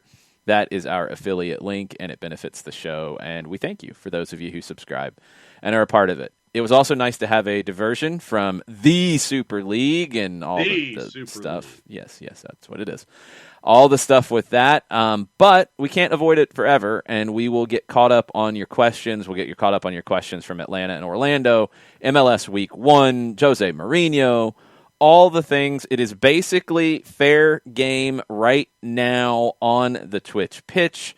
If you need to highlight your questions and make sure we don't miss it, please do so. Use the bits, use the stuff to make sure it gets noticed. If you want to tweet at us, you can do that too, at Soccer Down Here, and let us know so we can dig into all of this stuff.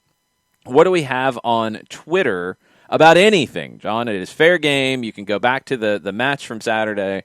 You can go wherever you want to go. Tell us what's on the Twitters, John. Chris Hutchison is saying, put Jose in charge of the Super Duper League. Hey, it could work. He's got nothing else to do, right? What would Jose do with the Super League? He would be the commissioner. Well, I know, but what would he do? Like, what would he do rather than Florentino Perez doing it as the president or chairman or whatever? I don't know. I don't know how Jose would feel He would about do all of the press conferences. He would be the press officer.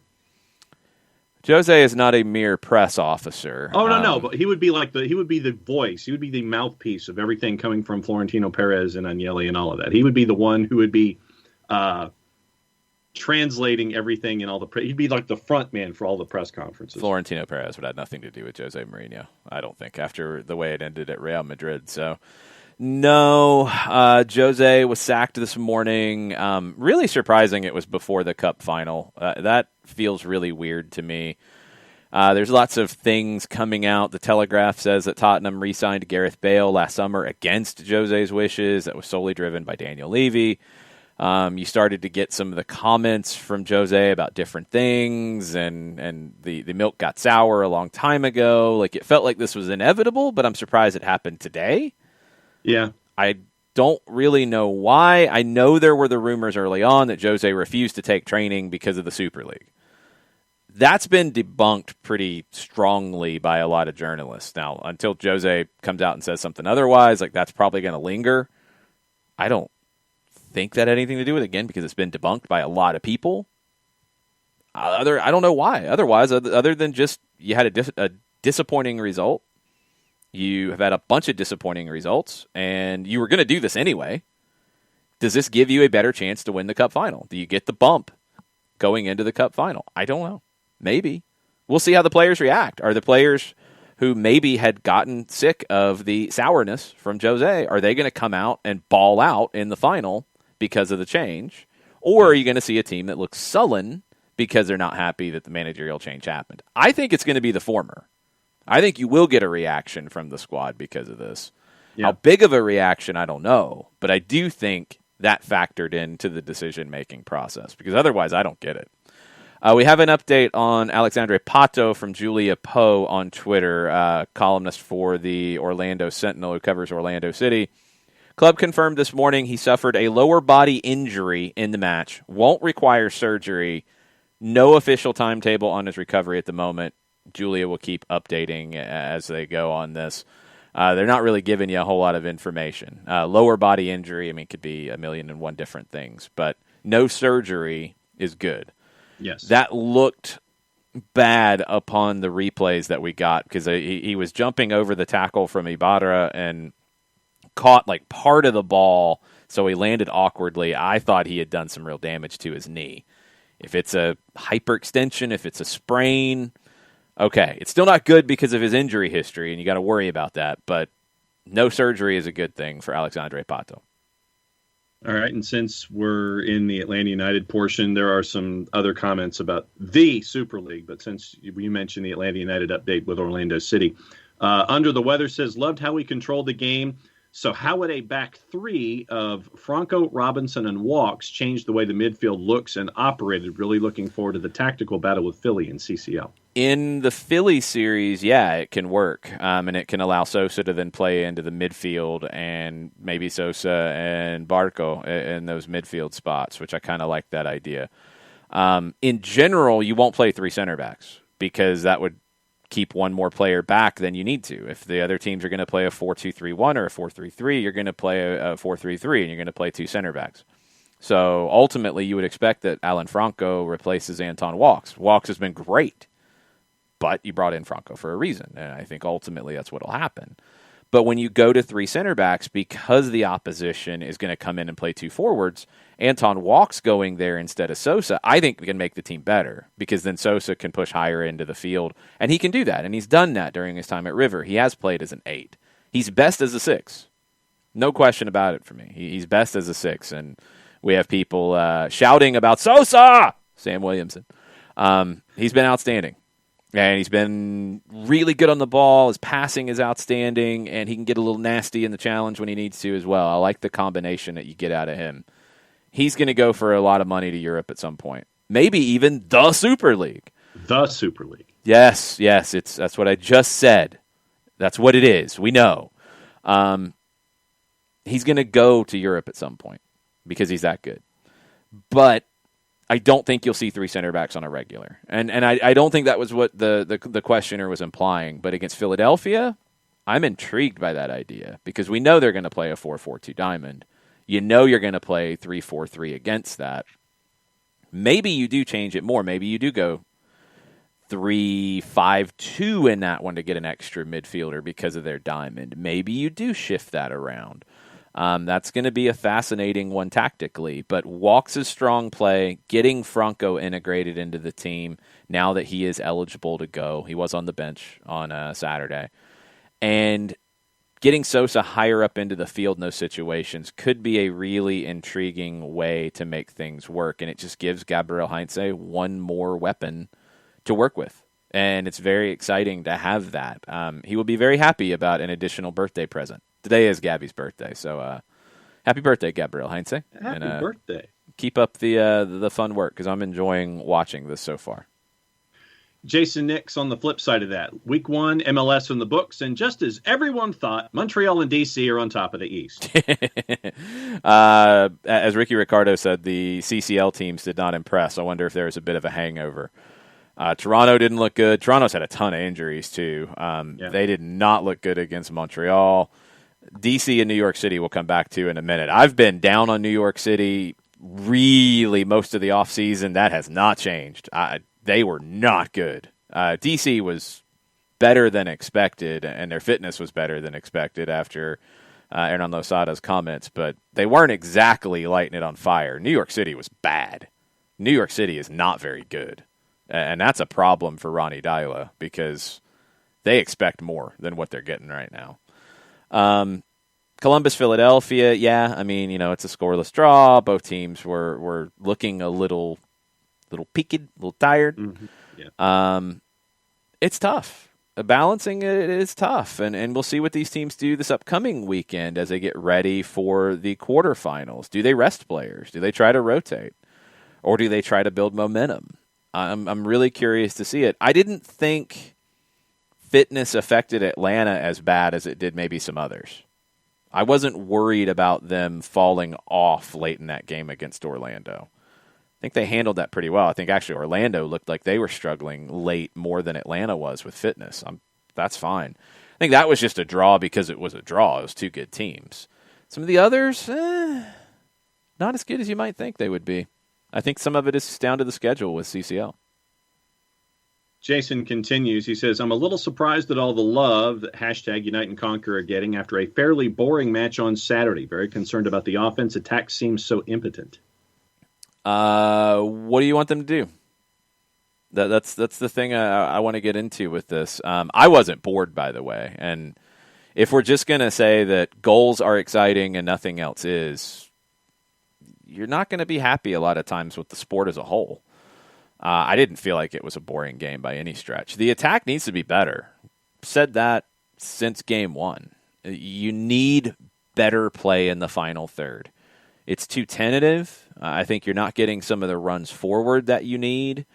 I think a lot of that comes down to the central midfielders for me because a lot of people are zeroing in on the number 9 or the opposite winger from the side the ball's on. It's those two central midfielders that can turn this into like 3 up top centrally and be a problem on deliveries from wide positions. And I don't think you're getting enough of that. I don't know if it's a concern about getting caught on a break or what, but it's got to be better. That part has to be better. The final third has to be better. The foundational work getting to the final third is much further along than you would think. And I don't think it's to sacrifice the attack. You know, people looked at Frank de Boer's Atlanta United and said, well, he's limiting the attack to make the defense better. I didn't think that was the case either, but he definitely wanted them to drop sooner. He didn't want them to press up high. He wanted them to drop into position, play a low or a mid-block, not press up high. We're seeing this team press up high, and we're seeing them do a good job with that. Both are trying to get the defense right, because how do you win trophies? You can defend. Now, where you defend is a big difference between De Boer and Heinze. Heinze wants to defend up high. De Boer wanted to defend from a deeper position. You still wanted to be good defensively. And this is a good team defensively. They haven't given up a goal yet. That's a good thing. And they're doing that from not being negative either. That's the other element to me, is it's you can be defensive and be boring. You can be a good defensive team and not be defensive and not be boring. And that's where I am with this Atlanta team. Doesn't mean you don't need to get better. But again, what do you expect with where things are right now? You are still building, and you're still going to get better. You created just as many chances as Orlando did. I think they had one or two more chances created than you did in this one. You had just the same number of shots. You had just the same number of shots on target. You had the same XG. Like, you played a really good team in their building at a very even level. That's good. That's a good thing. It wasn't defensive. It wasn't boring to me. Goals don't define excitement. I don't think. I think it's the way you play, and I think Atlanta is playing in a way that is a fun watch. Do you want goals to happen? Yeah. You need more goals. This team needs to be better in the final third, but that's going to come. That's the part that always comes later. You're in a really good spot to build from where you are right now, in my opinion. Bartimus Prime is in this morning. He's got a couple of thoughts. One, I'm not sure what Mulroney and Moreno were doing, but it wasn't good. The wingers were not effective at all. Most of it was their own doing. They didn't win their 1v1s. That's what it comes down to. And actually, Moreno wasn't as bad as people have made it out to be. I don't know why. I guess Marcelino Moreno is now the new whipping boy. This isn't just from Bart. This was happening consistently. He was not poor in this game when you look at the numbers. Mulroney was not all that effective. Mulroney played 66 minutes. He was 1 of 2 on the dribble. That's not acceptable. He has to take more chances going forward. He felt tentative. Like, the wingers can't be safe. You can be down on Moreno not winning all of his dribbling battles. I got that. But Moreno wasn't safe. Mulroney was safe. 1 of 2, not enough. 16 of 18 on passing. It's okay. He didn't connect on any of his crosses. He was 3 of 7 on his ground duels. He earned a couple of free kicks. Good. He didn't really impact things other than that. Now let's look at Moreno. Moreno played 75 minutes. He had a shot. He was 2 of 5 on the dribble. A little bit less than you would expect. He's normally over 50%. Passes, he had 4 incomplete passes. He was 24 of 28. He created 2 chances, which is never a bad thing. He was, in total, 7 of 13 on his duels, which is very good. He had a tackle. He tracked back and defended. Moreno was nowhere near as bad as the reviews have been on him. Mulroney didn't really do anything. Moreno did. That's a difference. Creating 2 chances, I'll take that. Do you want more? Of course you want more. You want him to be able to get to goal more. But Moreno was not the problem to me. The problems in this game from the attacking side of it, because you look at the ratings, and look, this is SofaScore. It's a system. It's based off the stats. The stats don't tell the whole story. I know all that. But you look at the back. Brad Kazan, good because of the saves he made. Brooks Lennon, very, very good because of the chances he created, what he did going forward. 4 accurate crosses. 2 chances created. He was 44 of 47 passing. Very, very good from Brooks Lennon getting forward. Miles Robinson, Anton Walks, both outstanding. Walks was our man of the match on radio. Santi Sosa, very, very good. Barco, very, very good in my opinion. He created 2 chances. He needs to take more chances into the final third, not just shoot. I'm over the shoot it. I'm over the U10 analogies with Barco. I want him to get into more positions in the final third, to crash the final third, to give more runs for people to lay the ball off to. I want that from him. The shots will come. I don't know what that noise was. Then, Lisandro Lopez didn't give you much. Lopez hasn't really given you a whole lot. 1 shot, 19 of 22 in terms of passes, that's fine, but only 29 touches. More than your forwards got on Tuesday against Alajuelense, but still not enough. Heinemann was not where you wanted him to be either in that attacking element. The work was good. He had a tackle. He had a clearance. Passing was good, 29 of 33. Good. 2 of 3 on the long ball. That's nice. He switched the field pretty well a couple of times. Like that. But 1 shot, 1 blocked, 2 of 4 on the dribble, a little bit better than you might expect from Emerson Heinemann, but not influential in that final third, which you need that position to be. So when the back line is good, your outside backs are getting forward, good. Barco and Moreno, I thought, were both better than average, absolutely. I'd put them in the good category. But Hyndman, Lisandro Lopez, Mulroney don't give you enough in that final third. I mean, that's 3 of your guys who you're expecting to be in that. That's 3 of your 5 that you're expecting.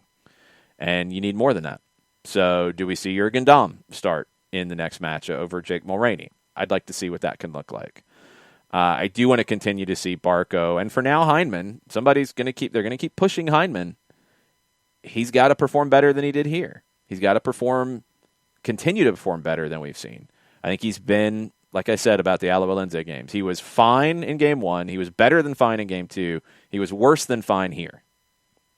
You need a little bit more. Somebody's going to take that spot because there's a lot of guys who want it and who can impact that team going forward. Franco Ibarra is a different kind of player than Emerson Hyndman. He's going to disrupt more. He's going to bomb forward and press more. Also got a good long-range shot, as we saw, and he forced a big save out of Galese. So could Ibarra be that guy who starts in place of Hyndman? Potentially. Because current form will dictate it along with the tactics. I didn't think Moreno was bad by any stretch. Mulroney, you want more. I think Jurgen Damm gets the opportunity next time. Bart also says, Santi loves him a big diag, and I love that he loves to hit them. Yeah, and the whole point of that is to create the 1v1s for the wingers, and you want them to take it. That was the disappointment with Mulroney, is he felt like he didn't always take it. I want to see more of that. So you get those 1v1 opportunities, take the 1v1, please. Okay, what else we got on Twitter? Bart's got another couple things real quick. Okay. He says, 3 clean sheets to start the Heinze era is a great start. Each seemed to be achieved in a different manner. Well, I mean, the first one by far was different because of the situation with the red card. So you throw that one out. The second one, I don't feel like was all that different than this. You were more engaged early on. You didn't have the nerves that I think you did against Alajuelense in leg 2 in the first half. So, I mean, I guess that part's a little different. But in terms of the way you played it in second leg and the Orlando game, I think they were pretty similar. I think that's what we'll see from the team defensively, is you want to defend as far away from your goal as possible, and you're going to continue to work at that. You've just got to create more, and especially early on here the season as you're trying to build that chemistry in the final third, create more from that high press. You know, if you're not creating more from the run of play, because you're always going to want the ball and you're always going to try to control the possession, if you can't create as much, it sounds funny, but risk more in your passes. And there was one that I noticed that almost created an opportunity where it was a ball played into the left side. It was overhit. It might have been from Sosa as a through ball, but it was overhit. Barco didn't give up on it and continued to fight. I think it was when Nani got all agitated and got in his face. Yeah. He continued to fight for it, and it was an overhit ball. It was a risky pass, but Barco turned it into a turnover and a throw. Next time, if you can turn that into the turnover and then go to goal, even better. You know, you can risk more going forward because you're defending really well in that half of the field. Start to trust it. And I think that's something that just takes time. A couple of other things from Bart real quick. He says he feels better after that performance, the Orlando, than he did after the 2020 opener in Nashville. Yeah. I agree with that. And then he says, OFYO, and none of the 5 CCL teams won this weekend, scored 2 total goals. Yeah, so, I mean, the idea about Atlanta's attack being such a problem, I mean, there are a lot of teams in it. Yes, Coco, trust the process. # trust the process. I mean, that's the point, right? That's what you're doing here. This isn't just roll the ball out and go play. This is how we're going to play. This is going to take time to build. You have to trust it to get the most out of it. And I think these players do. I think all the comments you're hearing is they get it. That trust needs to be built. That, yes, we can risk this and go forward more, and Hyndman can jump into the final third and take an opportunity to make that run because he's got cover behind him. You know, he knows that Barco's going to make that run defensively to cover for him, or he knows Sosa's got his back, or he knows Lennon or Bello's going to pinch inside and make sure that's covered up. That takes time. You got to go through things collectively to understand that. I think you're still in that trust-building phase. And then the last Atlanta United point comes from Chris Hutchison. He says he'd like Brooks Lennon to take set-piece kicks with he's got the strong, accurate leg for it.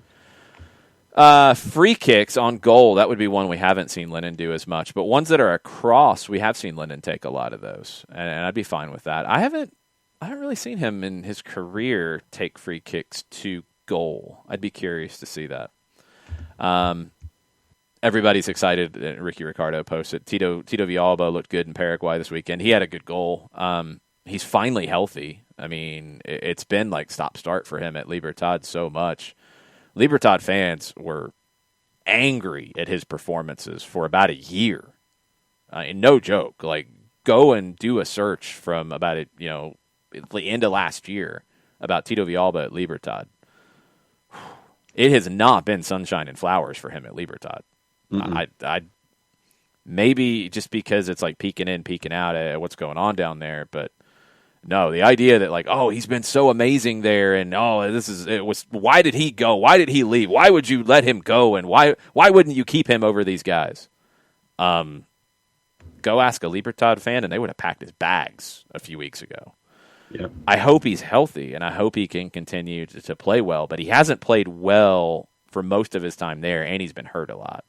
And they paid a lot of money for him, so there's a lot of expectation, but yeah, it has not been all sunshine and flowers. He had a really nice goal this weekend. I hope he can continue it. I just hope he stays healthy. Yeah. He hasn't been the same player for me since really middle or so of 2018 when he lost his starting spot. And he definitely hasn't been the same player since that tackle from Kamar Lawrence. I don't think he's been the same guy. Maybe it's just it takes time. Ricky, no, I know. I'm just making that clear for other people who maybe don't know. You've been paying attention, I know, but these things happen, and it's one reason why we talked about it earlier with the Super League and everything going on around it is you've got to at times understand where people are coming from and not take things being tossed off as fact. And not take things that are being tossed off as good opinions either. You got to do the homework at times because sometimes there's too many things that are misleading and it gets really frustrating. There's too many narratives that get created for no good reason out there. And something we'll always try to do is give you all of the facts. And yeah, we'll give you our opinion too. And if you come to a different conclusion, that's great. But the stuff about Tito, because I've seen, because of that goal, people start like, why is he not here? He's not here because he wasn't performing well, and he wasn't going to start, and he was coming off of injuries, and he wasn't the same player for quite a while. That's why he's not here. He hasn't been a whole lot better at Libertad. One goal doesn't mean you should have kept him and everybody's stupid for letting him go. Sometimes that part gets left out, and I don't know why some people tend to do that. It's a little frustrating. But anyway, I hope Tito stays healthy, and I hope he contributes to Libertad. And Libertad is a team that you'll see in CONMEBOL. You hope that it goes well for him because he was such a good part of this club for a couple of years before he started to get injured all the time. So I hope it works out. I hope the Libertad fans come around on him because, good grief, they were angry with him for a long time. I hope that changes because I hope he performs well. If he performs well, it will. One more Atlanta United thought before we get into a couple on the Super League. Drew Gano says, if I had my choice at this part of the season, I'll take a stout plus at times a little lucky defense over a prolific offense. We'll click soon enough. Yeah, absolutely. I mean, I feel like you're creating chances. I feel like it's not like you're not trying to attack and you're not completely clueless in the attack. It's not quite firing on all cylinders. You got to start somewhere. And if you're starting from no goals allowed in 270 minutes, that's a good place to start from. You got to build from here. It's got to get better.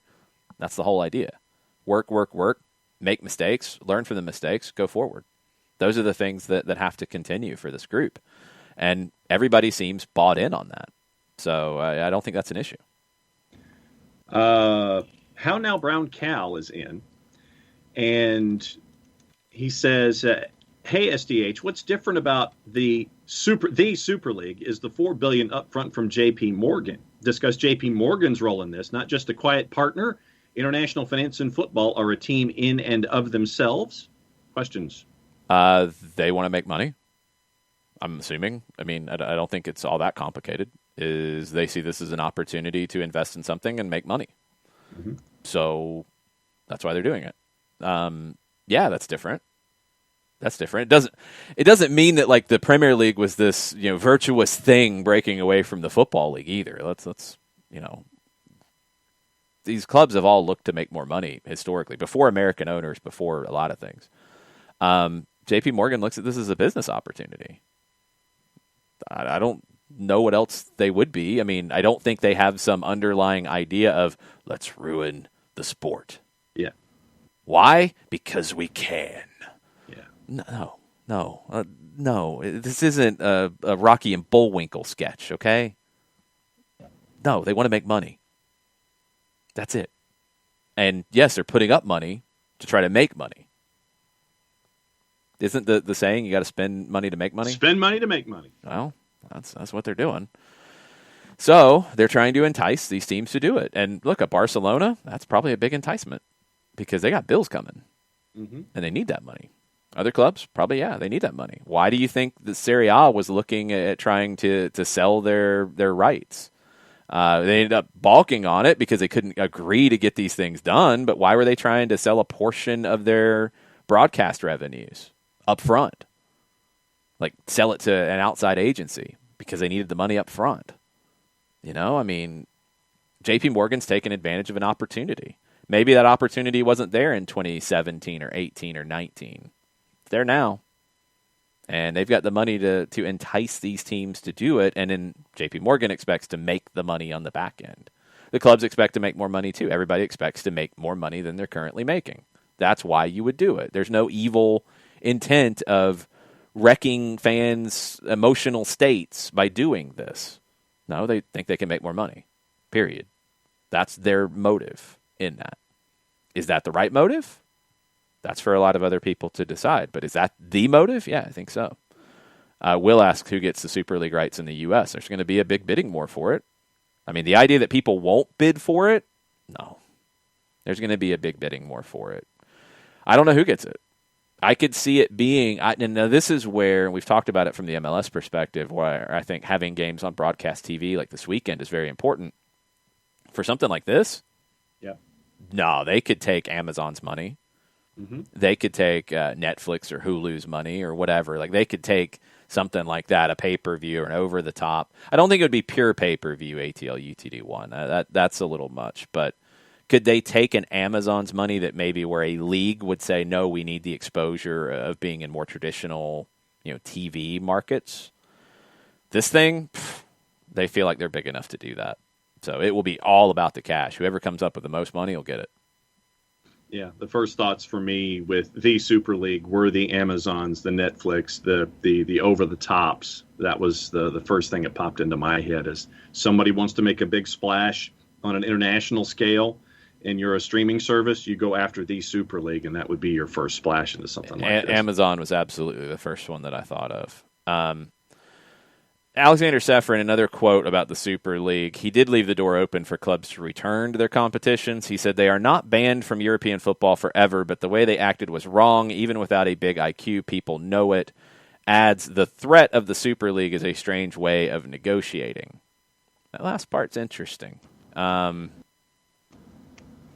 what this has all felt like to me. I felt like when things started bubbling up yesterday that this was going to be a threat of a Super League, not the Super League being unveiled. I thought it was going to be more about, we're going to do this if you don't give us what we want in Champions League. Yeah. It sounds like there's more to it. I still wonder what made them push the button on this. I still wonder what it was. Or are they just that disingenuous? I mean, Sefrin's went in on Agnelli and Ed Woodward. Are they just that disingenuous that we're going to negotiate, we're going to try to get the Champions League the way we want, but we're going to do this behind everybody's back and be ready to jump when we feel like it? Maybe. Maybe that's just who these people are. But I wonder if there was something that happened in all of this, if it was UEFA saying, no, we're not going to give you control over the broadcast fee, or we're not going to split it with you, because that was one thing, was they were going to create a new company to manage the media rights to the Champions League, and the big clubs would share in that. Maybe UEFA said no. Maybe that's why they said, well, okay, that's what we've been fighting for, and you're not going to give us that, so button pushed, the Super League is here. I don't know. There's going to be more that comes out about it for sure. But you're also getting things, I mean, like the Norwegian FA president is denouncing the cynical Super League. The Icelandic FA is coming out talking about it. Look, it's an opportunity for a lot of people to come out and make a statement and grandstand, and they were never going to be part of any kind of a Super League or a expanded Champions League or any of that. It doesn't mean that what they do is not valuable, but they weren't part of the conversation. The idea for, like, Newcastle, I think it was reported. Sorry, Alex. It was reported in the Chronicle, like, Newcastle would be against the Super League. If they were invited, tell me what they would say. Like, it's smacking to a degree of people who, you were not invited to the cool kids party in high school. Yep. You didn't get the invite. Mm-hmm. And the cool kids are going to have a keg. And you really wanted to go to the party, but you weren't invited. So now you're going to take a stand about they're going to have a keg? That's wrong. Look at that. They're having a keg. If you got a red Solo cup handed to you and you got the invite, I think you would have went and had some of the beer. Uh-huh. That's it. I don't know. Yeah, that's my perspective on it. It's like, yeah, the cool kids are having a party, but don't tell me for a second that if you weren't invited all of a sudden, if you got that phone call, hey, we're having a party, come on over. And as you wouldn't go. As Kefsey pointed out, would like to see an expanded Club World Cup to satisfy the big names competing outside of the Euronus. FIFA has tried to expand that to make more money. UEFA and FIFA, and that's where, like, the positioning of this about UEFA and FIFA save us. They would do things to make more money too if they had the chance, and they've done it. They have. So they're not the ones who are virtuous in this either. Like, nobody is outside of the fans who don't have the money in the game, but they want the clubs to spend money because that's how you win. So it is a difficult situation, and the players are caught in the middle of it. Because, yeah, they've wanted to get paid more. They've deserved to get paid more because there's been more money in the game. Now the clubs are like, well, wait a minute. If we're going to continue to pay these guys the way we want, we got to make more money, which is part of the drill. The alternative is to not pay as much salary, but you can't then have the collusion to not pay as much, and blah, blah, blah, blah, blah, blah, blah. It's crazy. Alex, I'm with you. Like, I don't think Alex says, Newcastle aside, I don't think you have to be in the Super League to have an opinion about it. Everyone in the domestic league is affected. They are part of the domestic league. I disagree. They shouldn't have a say. I'm not saying they shouldn't have a say, but I think you have to take their say with that understanding that there are a lot of clubs who would take that invite if they had it offered. If they're not offered the invite, of course they're going to be against it. That has to be part of the conversation too, because I think they would. Ron Digital says Newcastle and the Villas and the Leeds of the world should be furious, invite or not. If they were invited, I don't think they would be. Mm-mm. I'm sorry. Maybe I'm being cynical in that way. I think some of those clubs, probably most of them, would take the invite if they got the invite. And that's what's going to get weird here, because the German clubs I don't think can take the invite. I think the way they're structured, they literally can't. PSG not taking it is a surprise. Who else are you going to invite for these other three spots if you're going to go forward with this thing? I mean, who else is there that would fit? I've said Celtic and Rangers. Like, do you invite them? Do they not take it? Do they not take it? I don't know. And then 16 through 20. Well, that's supposed to be a qualification thing. That's a whole nother topic. Yeah. That's separate. You're not inviting anybody out of that. You're creating some way for people to get in, and then do they say no?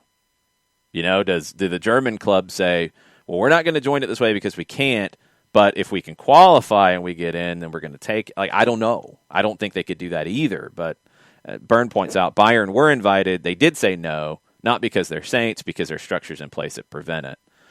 It's all over the place. And I don't know. Wildchar is, so to clarify, who here is for the European Super League? Wildchar is for it. Maybe trying to create a choo-choo train going on. I don't know. I'm not for it or against it. I'm not surprised by it. Yeah. Like, I don't like the way it's been done, but has this been talked about before? And are there good things in doing a true expanded midweek competition that complements the domestic leagues? Yeah, there are things that are good about that. That's why the Champions League has been exciting and been a huge property, and people get excited about it. Could you make the Champions League or call it something else and do something else with that idea? Can you make it better? Yes. Can you play more games in it? Yes. Can you find a way to share more money with the clubs that are participating? Yes. Can you not do what I'm afraid of, in that this is being structured in a way to call the bluff of the domestic leagues to get kicked out and then go and do this full time? That's what I'm afraid of. Yeah. Flat out. If you do this as a complement and it's replacing the Champions League, I'm not as worked up about it. I think maybe 18 games is a little much, and I don't know how you're going to manage that. 10 felt like a manageable number for me. 4 more games in the group stage. 18, you're going to have 2 squads. The idea of them trying to make more money, I'm sorry, I don't get too worked up about that. But you could have done this in a way where everybody won. But nobody wants to do that. Wow, Chara, stop. Let's have the conversation, my friend. Come on. No more games. No more games in this, please. Perfect Tommy says, do you think this whole thing was a negotiation ploy to give the bigger clubs more money for the the UEFA Champions League? I thought it was until they pushed the button on this thing. I did. That's what I expected, was they were going to push and threaten. They would get a couple of legacy slots. They would get this money coming in, that they would get to share in more. That's what I expected. I didn't expect them to push the button yesterday the way they did. I really did not. That's why I'm confused about where it goes now. Because it's not easy to come back from the comments that have been made about Agnelli, and it sounds like he was absolutely a snake. It's difficult to come back from the vitriol that has now been unleashed. It's very difficult. Stop the drama in the Twitch pitch, you guys. This is ridiculous with the names and side names and hiding names and people chiming in who think we're somebody else. Like, let's not play these games, y'all. If you want to hang out and watch the show and comment, please do. But let's stop the silliness.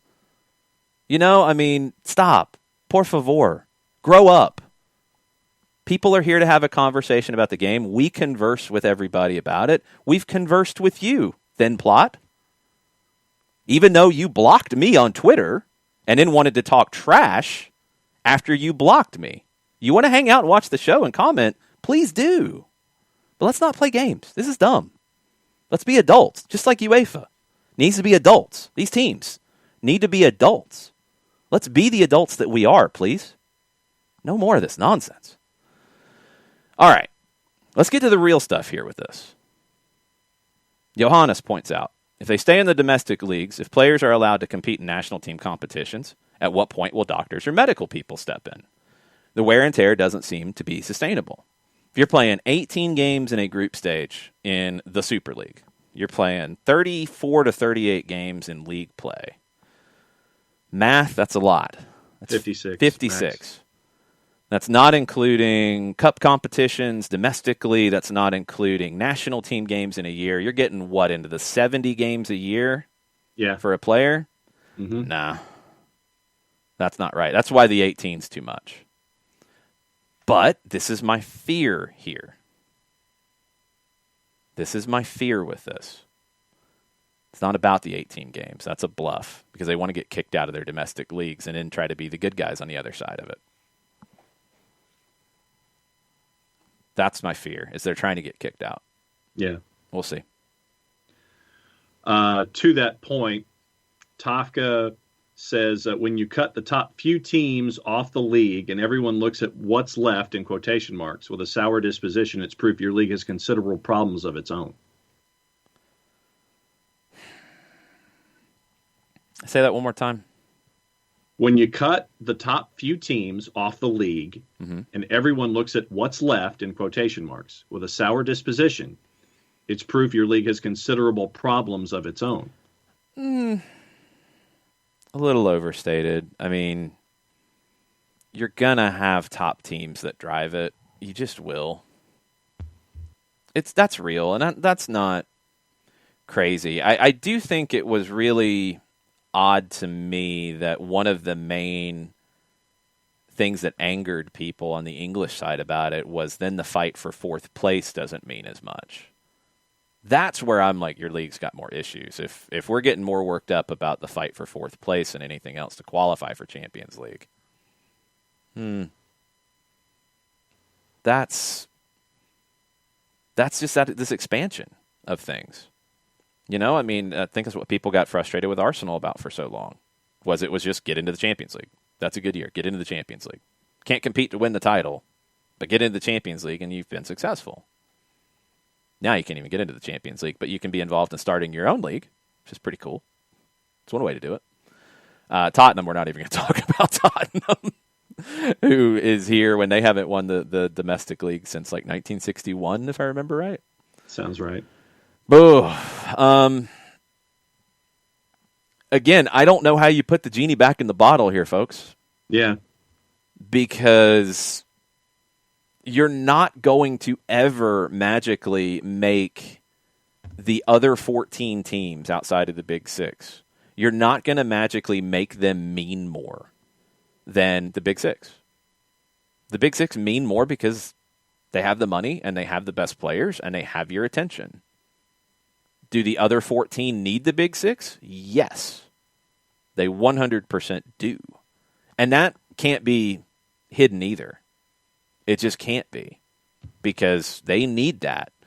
That's why I think the Super League and those clubs have gone as bold as they have. They're calling the bluff of the Premier League, Serie A, La Liga, and say, you're not going to kick these teams out because you can't afford to. I don't know if they will or won't. They should. Because then what happens? Let's go back to Johannes' point. You're going to play 56 league games, including the Super League? Yeah. You think Kevin De Bruyne is going to play 56 games? Nope. Which one is he going to skip? Now, this is one thing that I do disagree with. If Manchester City can win the league, they're not going to take the league games completely unseriously. Like, they're not going to then just play like U23s or U20s in that. Now, you get late in the season, and they're competing in the Super League playoffs, and they're in 6th. Yeah, if things are stable domestically. That's not about being stable. No. It's not. No. That's the difference, John. Doesn't matter. If they can win the title, they're going to try to win the title domestically. Mm-hmm. If they're going to be 3rd, 4th, or 5th, or 6th, doesn't matter. It doesn't matter. They'll play their U23s or whatever, and then, yes, everything is different. We're having a different conversation about stuff. Mm-hmm. Because your guys can't play 56 games in a year. It's impossible. So they're going to have to rest somewhere. It's so weird. It's just so weird in situation. Ron says we've discussed the money and the feelings. What about the spirit of the competition, it actually being a League of Champions, best of the domestic leagues? But Ron, the League of Champions thing got washed away in 1993. We're talking about finishing 4th place. Like, the League of Champions idea, that's gone. I know it's the name. I know the idea. I know the ideal behind it. I know where it grew from. I'm with you. But 4th place gets you in now. Is that a champion? Again, that genie came out of that bottle a couple decades ago. So, what do you do? The best of the domestic league, sure. And that's where you get into this idea of these big clubs have the opportunity because of their weight and power to say, we don't care about that. We think we should be in there no matter what. I thought the idea that the Champions League had, UEFA had, that seemingly these clubs agreed to and then didn't, of having a couple of spots for the two best teams in the last decade of Champions League competition that didn't qualify. I thought that was a pretty decent, fair compromise. I did. But Ron, but this is the thing. Where do you draw the line? Ron says fourth in the EPL is worth it. Jason, come on. But where do you draw the line? What if then it becomes fifth? Then sixth? I mean, like we talked about Copa Libertadores. It's down to 7 teams from Argentina. 1 because they won the Sudamericana and got you in. It's like winning the Europa League. I think Brazil, it's 7 teams because they have the defending champs. But 6 teams get in from various things. Are we going to get into now where it goes to 5 to 6? 4 out of 20. I know it's good. Ron, it's good. But come on, the idea about it being champions, that's gone because money. Because it ultimately comes down to that. Where is the spirit not okay? Where is that line? Is it 4th? Is it 5th? Is it 6th? Is it 3rd? Is it 2nd? Where is it? I don't know where it is. I truly don't. But these clubs feel like they can do it a different way. I don't know if it's the right way. I truly don't. Because I grew up in a different system where I didn't have that idea of the meritocracy side of it. I grew up watching the NFL and such. I think we're on the same page, Ron. I just don't know where the line is. That's all. I don't know where it's okay and the spirit of competition is good at the 4 out of 20, the 4th spot in Germany, or if that's too much or if they should go more. I don't know. I don't know where that line makes it okay or not. But it's all changed because of the money. I've grown up in a system and I've watched sport in this country develop in a very different way. So, of course, I have a different perspective on it. Doesn't make mine right either. I think the way they've gone about this is horrible. I think the way these clubs have gone about this is horrible. I think the way UEFA has managed their Champions League competitions to get it to this point is horrible. Don't get me started on FIFA and their virtue. This was bound to happen at some point because people are getting greedy. Period. It is.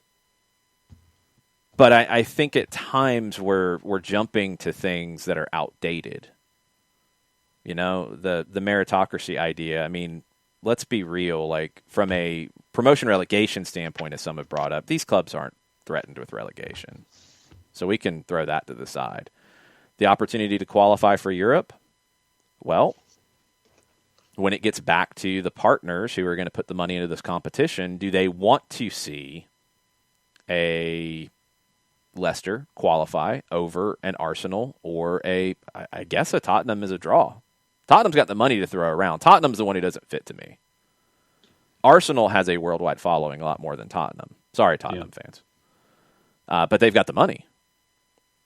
But in terms of creating a competition to go sell and you're creating it from scratch, yeah, this is your mindset that you're going to start from is what's going to sell. Is it right? Depends on how you feel about the sport and how you feel about the game.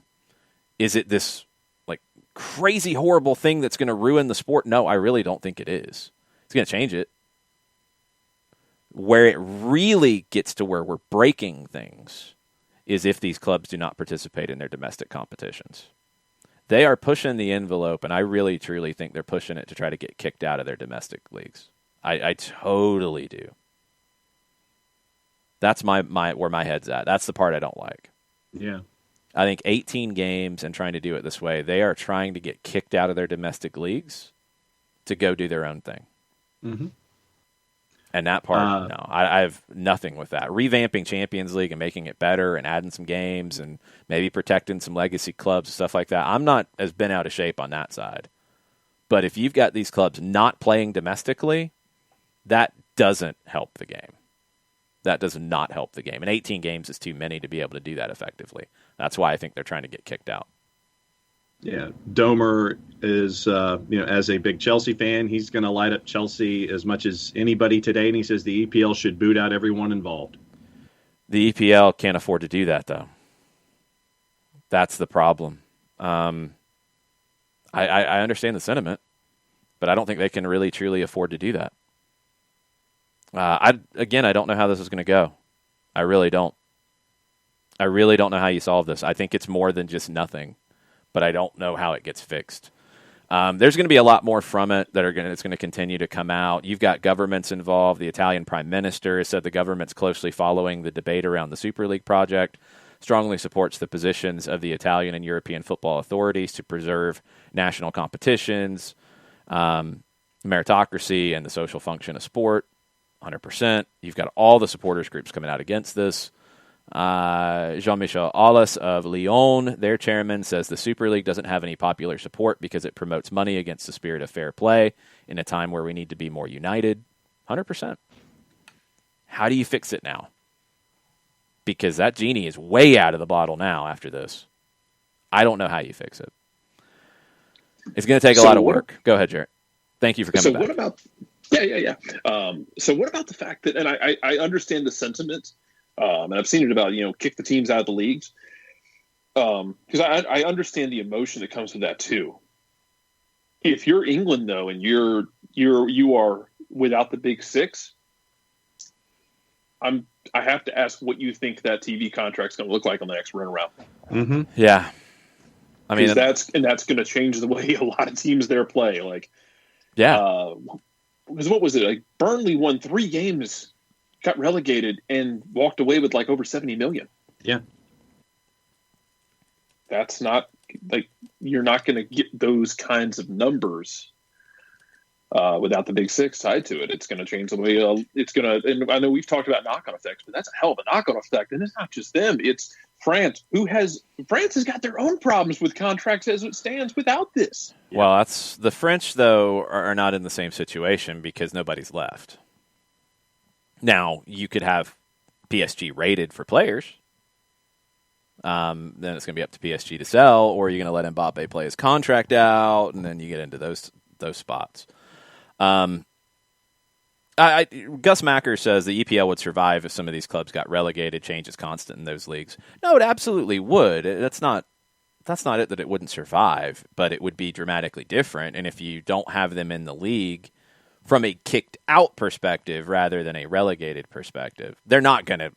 First off, it would take a catastrophe of epic proportions for any of the Big Six teams to actually get relegated. Like, it's not going to happen.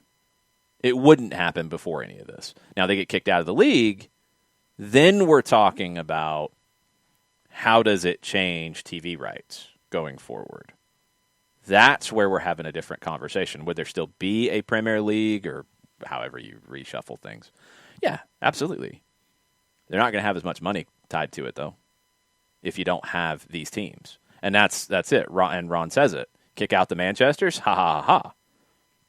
And I think the Daily Mirror had a piece like basically saying that they're daring the Premier League to do it because they don't think it'll happen because of this situation. It's crazy. Looney Tick says there'd have to be a criminal investigation for one of the Big Six to get relegated. Yeah.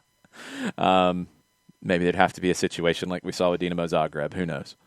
I don't know. Guys, this sucks because, like I've told you all many times when we get into this, like I hate only talking about this stuff. I hate when it's all referees or all business or all these things. It does have to get talked about. This is the biggest thing to happen in the sport from a structure standpoint that I can remember in my lifetime. I wasn't following the Premier League because I was living in Atlanta in 1990, 91, 92 when it started. So I don't know what that whole conversation was. I read it separately. I read it after the fact. This is huge, and it has to be talked about because it has big ramifications. I don't know. I just don't know. You're not going back to the way it was when it was purely meritocracy, when it was purely about the good of the game, when it was purely about the love of the sport. That's gone, and that's not changing unless the bottom falls out financially for everybody in the game. Because it's easy to be about the love of the game when there's no money in it. When there's money in it, other elements come to the fore. And there's just no way around that anymore. And for fans, I mean, that's the thing, that you want your club to be good. People want Ed Woodward to done better in the transfer market. They wanted him to go out and spend. They wanted him to go spend the money that Jadon Sancho wanted, or Dortmund wanted for him. They want them to go spend the money. How do you spend the money? You have the money. So, it's all fed into it to get to the point we're in. How can we make it better and work together to make it better? I don't know at this point with the way FIFA and UEFA and these clubs have acted. I don't know what the solution is. I hope everybody cools off first so they can find it. But I'm afraid right now you're going to see some really big, bold things happen in the next few days that make that almost impossible to get it back to even where it was. And, Wauchara points it out, and he's right. And I saw it with Juventus as well. Shares are up for these clubs that are publicly traded. Yep. Manchester United up 9%. Yep, 9.5%, and Juve's up 12% today. Yeah. Money drives this stuff, and it does hurt it from just a pure fan perspective and the love of the game. But it's a reality that's not going away either, so how can we reconcile all of that? Man, I wish I knew. I really wish I had that answer. But I don't know. Well, we're officially caught up on Twitter, for what that's worth right now. Yeah. We'll have plenty of things in the Twitch pitch. Shiva says, are we still having a World Cup? Well, yes, right now we are, but who's going to play in it? We don't know. Because Alexander Sefrin has said that players on these clubs are going to be banned. But the players didn't sign contracts with the Super League. That's the part that I really have a problem with. Yeah. I absolutely have a problem. You're punishing the players for what went on in front offices. They're just out there playing the game. And if you're going to declare their contracts null and void, then okay, fine. And how's that going to go over? You going to be able to take that one to court and do that? Well, and then who's going to officiate? In the Super League, and with the Super League officials, you're going to hire people. That's one that's come up, but you're going to hire referees. And they're only going to work your league if FIFA doesn't approve it. But FIFA is not coming out and saying this won't happen. UEFA's coming out and saying that. FIFA's not so much. FIFA's kind of like, we don't like it. This isn't nice. You guys, come on. Be good to one another. These referees could be FIFA referees, but UEFA could say, well, you're not working our competitions. That stuff, that'll get sorted out. I think that's the least of the issues here. The biggest one. Just something that popped into my head. Yeah, I know, but that's becoming that kind of stuff gets pushed up, and it's that's easily resolved. Could the refereeing be crap? Yes, because if the good referees are not going to go work in it, then you better figure out a way to have good referees. That came up with other competitions in this country, where the idea was just work outside the system. It's just, like NPSL doing professional stuff and UPSL doing professional stuff. Yeah, we're going to raise the level. We're going to just do it our own way. Well, then you don't have the professional referees, and the game does suffer from that. So it's all in it. Yes, Ron Digital FIFA's looking with the smiley face with dollar signs. Play nice. Play nice. There are no good guys in this fight. I agree with Jason Nix wholeheartedly. Jarrett, sorry, I stepped all over you on the players being punished here. No, it's fine. But I think y'all hit on a lot of it, and y'all probably hit on it when I was gone, is that I hate the players getting punished for this. I get they're trying to play hardball with them and all, but players didn't do this. I assume the players weren't in the back rooms I don't think so. Orchestrating this like Scarlet Witch, using their mind powers to get Agnelli and the rest of the ownership and Ed Woodward to to do this kind of stuff. It sucks for the players. I would have that if I was a player. I would honestly especially a middle-aged player. I shouldn't say middle-aged, but prime of my career player who's on a World Cup team. I'd have that sinking feeling in my gut of I might miss out on a World Cup because of something I didn't have anything to do with. That sucks. Now it can affect somebody who is out of contract and could sign with one of these teams to play in this competition. That's a different conversation. But guys who are under a 3-4 year contract at a club that is now going to do its own thing, if FIFA allows them and says this way, okay, all of your contracts with your clubs according to FIFA statutes are broken. You can go sign with whoever you want. And then FIFA's going to have to take the lawsuits from the clubs Mm-hmm. who have these players under a contract. And, okay, you want to go down that road, that's fine. This is the point that Looney Tick makes in the Twitch pitch and Chris Kilroy's made on Twitter. How are these players going to get banned that have nothing to do with it? Looney Tick says, think about it. Are you going to ban a player from the Uruguay national team because he plays for Real Madrid? You're going to punish a player from a different confederation because of a UEFA issue. Chris Kilroy and UEFA has come out and said they're going to ban people. Chris Kilroy says, how can UEFA ban players from other federations from participating in the World Cup? FIFA has not made that proclamation. That would be a FIFA thing. Yeah. Could UEFA do it for European competitions? That could get really messy. But the players, and that idea of banning the players, that's not fair in any way to me. Mm-mm. Because they didn't make that decision. No. Although it is hilarious to me now that, like, imagine the hypothetical knock-on of PSG and Bayern Munich going to Erling Haaland saying, hey, you want to play in the Euros and the World Cup? Give me your number. Let's talk. Yeah. Yeah, I mean, this... It will affect a lot of things. I mean, the knock-on effects of all this, and we just don't know what is going to be on board for it. We don't know what could come into play for it yet. And it's going to change. And that's why I keep saying, like, please make sure you're paying attention to sources right now, especially. It's critical. And don't be unfair to players and managers who are at these clubs who did not make this decision. Don't be angry with them if they don't come out and blast their employers on it. That's not fair. Some of them are in a tough spot, especially the managers. Like Jurgen Klopp's in an incredibly difficult spot because he has come out in the past and said that he wasn't for anything like this. Well, now his employers have entered them into something like this. So it's not fair to hold him accountable for it, and it's not fair to hold him accountable for speaking out against it either. It's tough. It's tough. Danny DDT is still very, very strong in saying it will never happen. I really do lean that way, and that was my first reaction to it.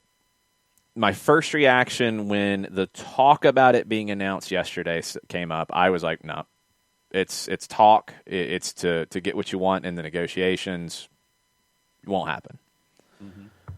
I'm less sure of that now, but I still lean that way because I think the potential detriments across the board, even for the people who think they're going to win, the Super League teams of this, the potential detriments in all of this are too large. I do wonder what contracts are signed. That's the part we don't really know, right? What is actually on paper now? There's reports of a 23-year commitment to the Super League from these teams. Is that legally binding? Is that in effect now? Juventus, in their statement, kind of half-weighed it a little bit about, well, we can't guarantee the success of this new endeavor. Something to that effect. Yeah. Well, if you are contractually obligated to go through with it, that's a tough spot. If you are trying to make it happen, then yes, you can come back around, but the damage on the relationships and such, what are you going to have to do to come back around? I don't know. I don't know how it plays out. I am kind of with Danny here. I do think it won't happen. I don't know what the long-lasting effects of it are. I don't know. Yeah. I really, truly don't know. Yeah, and we're talking about things that are going on this morning. Andres Agulla at ESPN says that Atalanta, Cagliari, and Hellas Verona are asking for the exclusion from Serie A of the teams that announced their Super League intentions. The next domino, in my opinion, is La Liga, Serie A, or the Premier League. One of them taking action against their members who did this. That is the big domino to fall. Because then I do worry that you're getting into a point of no return. If it is threats, if it is talk, you can work back from that. If they dock points or kick them out of the league or whatever. If it gets to that point, I don't know how that gets fixed exactly, cleanly. Everything can be worked over with money. Again, it comes back to money, right? But that feels like the point of no return for me. If Serie A kicks Juventus and Milan and Inter out. So here's my question. Let's go down this rabbit hole. As unhealthy as it may be, let's say that happens. What the hell? When the hell do you do that? Because if you're talking about knocking 6 teams, let's say the Premier League, I don't think it necessarily happens because I'm still kind of looking over the precipice of this thing, kind of unsure. If you knock 6 teams out of the Premier League, you got some promotion relegation stuff you got to clean up unless you're going to take the league down 3 teams. Well, you probably keep the 3 that would have been relegated and promote the 3 that would have been a part of the yearly promotion from the championship, and then you get your 20. Should be 18 anyway. Yeah. And that's what the Premier League was supposed to be. It was supposed to be 18. But why'd they go to 20? Cash. Money. Cash. Mm-hmm. I mean, you're going to get a lot of that's a whole other conversation you're going to get in other leagues as well about, Jared, hold that thought for a second, because that argument, I mean, John, you lay it out, it makes sense. But then teams 4, 5, and 6 in the championship are going to say, that's BS. We should go up and replace those teams. Those 3 that got relegated shouldn't stay. Oh, yeah. And fight. Go ahead, Jared. Of course. No, but that's it. No, that's exactly where I'm going with it is, then you start getting teams in the championship that are upset. Teams that are in the, in Serie B getting upset. Yeah, this is... I was so looking forward to coming on here and making fun of Toronto for getting absolutely pistol whipped by Toronto. And then... Oh, by Montreal? Oh, yeah, by Montreal. I'm sorry. Toronto getting pistol whipped by Montreal. And then World Soccer just had to go and do a thing. Yeah, and they're going to continue to do things. Like, this is going to... I mean... Ian Holloway is talking about it, and now he is saying that the Super League business is a betrayal to the memory of Prince Philip. That's where some of the comments that are getting thrown out there. Yeah, I know. That was said. Sure. Okay. That's where some of the arguments are coming now. Can we get a seance together and ask what Prince Philip's opinion on Pro Rel is? Yeah, might as well. Ask him what he thinks about the 20-team Premier League. Yes. He wants Greek involvement in the Super League. Yes, he wants Panathinaikos to be in it. He was the Duke of Edinburgh. What are his opinions on Hibs? I don't know. I really, truly don't know. Jason Nix, we have talked about it. Look, this is where things can get hard on doing a show like this. We've talked about Atlanta, Orlando. We'll talk more about it. I'm not in any rush to run out the door. These guys might be, which is completely cool because we do have lives and stuff. But I'm fine right now. This is literally one of the biggest stories in the history of the sport. Like, I trust me, I'd rather talk about games too. But when you've got situations like people are watching the Serie A board meeting right now, and Juve and Inter and Milan board members are present. I wonder if they've had anything thrown at them yet. Yeah, like we've got all these things going on around it. Like, this is going to change the shape of the game. Like, we can't ignore it. We just can't. And if you're an American soccer fan, like the idea we talked about with Weston McKennie, Christian Pulisic, Zach Steffen, Serginho Dest, they're on clubs that would be going into this thing, and if then they're affected with like World Cup participation, it is all interconnected. So right now, I'm going to free everything up. If you want to ask questions on Twitter, if you want to ask questions on the Twitch pitch, whatever you want to ask, we'll talk about it. If it's Atlanta, Orlando, if it's MLS Week 1, if it's Jose Mourinho, if it's Super League, we will talk about it.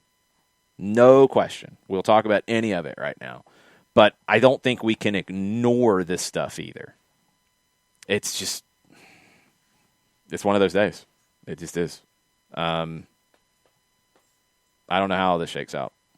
We'll keep it posted.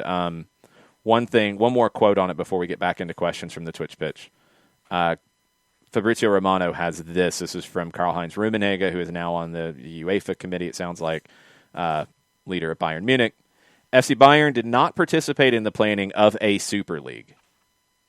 That is, Byrne, correct me if I'm wrong, that is incorrect. Weren't they involved in the footy leaks stuff where they were talking about a Super League? Maybe not this Super League, and maybe he's trying to play the semantics game. But he says Bayern did not participate in the planning of a Super League. We are convinced that the current Champions League in football guarantee a reliable basis. And now that has been expanded to 10 group games. So, okay. All the stuff. Questions from the Twitch pitch. So we make sure we cover everything. So I want to hit whatever you guys want to talk about. So go ahead. Did I missed this yesterday because I missed Garber's speech, but I just saw from Ives Galarcep. Apparently the sanctions for Miami will be coming down the line this week. He didn't commit to that, but he said soon. So Ives might have more information. It better be points. Yeah. It has to be. It's got to be points. They stole a playoff spot. Mm-hmm. You cannot not do it. There's too much. That's a too dangerous and too dumb of a precedent, in my opinion. Yeah, you've got to come down hard on it. Sean Vergara asks, would Fulham's manager, Scotty Parker, would he make sense for Tottenham? Not against it. I don't know if he's big enough for Tottenham now that they are in the Super League. The Super League. Yes. I don't know. Please keep that voice for this forever. I'll try. It feels appropriate in this instance. It feels like Darth Vader-ish. It does. I don't know if Scott Parker's a big enough name for something like that. I like him as a manager. I think he would work for Tottenham as they're currently constructed, but I think they're trying to be something else. So I think they go bigger. Say it with me. Marcelo Gallardo, Tottenham Hotspur. That'd be a good call. I don't think they're that forward-thinking, though, but that'd be a good call. I feel like it'd be a good size club for him to jump into, and especially if you sell Son and Kane and give him a lot of money and say, hey, here's your budget, tell me what you want. Yeah. Blank slate. Four Card says, I'm just in and out with work. How come the punishments didn't come already? I'm assuming, Four Card, you're talking about Miami. If you're talking about something else, please let me know. If it's Miami, I don't know. They should have already happened. They should have been ready to go with the announcement on Friday that they had broken the rules. DC hasn't been punished last year for trying to play an ineligible player. By measurement, this is light speed. That's also true. Michael Ruiz says, what do you think the sanction should be at a minimum and a maximum? I can't really do a scale of it. I think it should be 10 points. 10 points in the standing and a fine, and I don't know where to judge the fine, but a fine for sure. 10 points in the current table. That's what I would do, because does it completely torpedo their season? No. But they shouldn't make the playoffs easily after getting in last year when they shouldn't have. If you want to put a scale, you could go a point per game that Blaise Matuidi played in, since he was the fourth designated player. So I think 15. That would be 15. Yeah. That would be on the high end. I would go 10. 10 and a probably 7-figure fine, probably $1 million. Yeah. That's my ballpark right now. But I think points are the most important thing. I don't care about the fine as much as I do the points. Yeah. They stole a playoff spot by playing 4 designated players.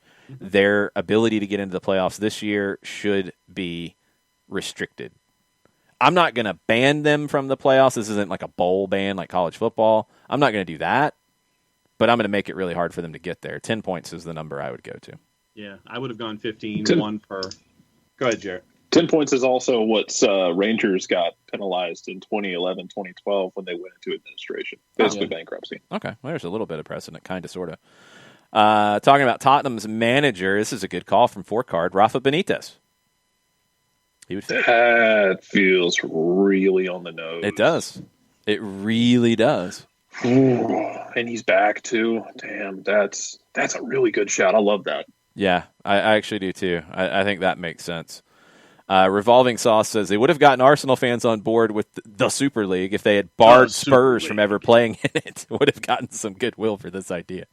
Absolutely, Revolting Sauce. That would have been the way to do it. Is, hey, I know you don't like this, guys. I know you really don't like this idea because we don't deserve to be in it right now because we haven't been very good for a while.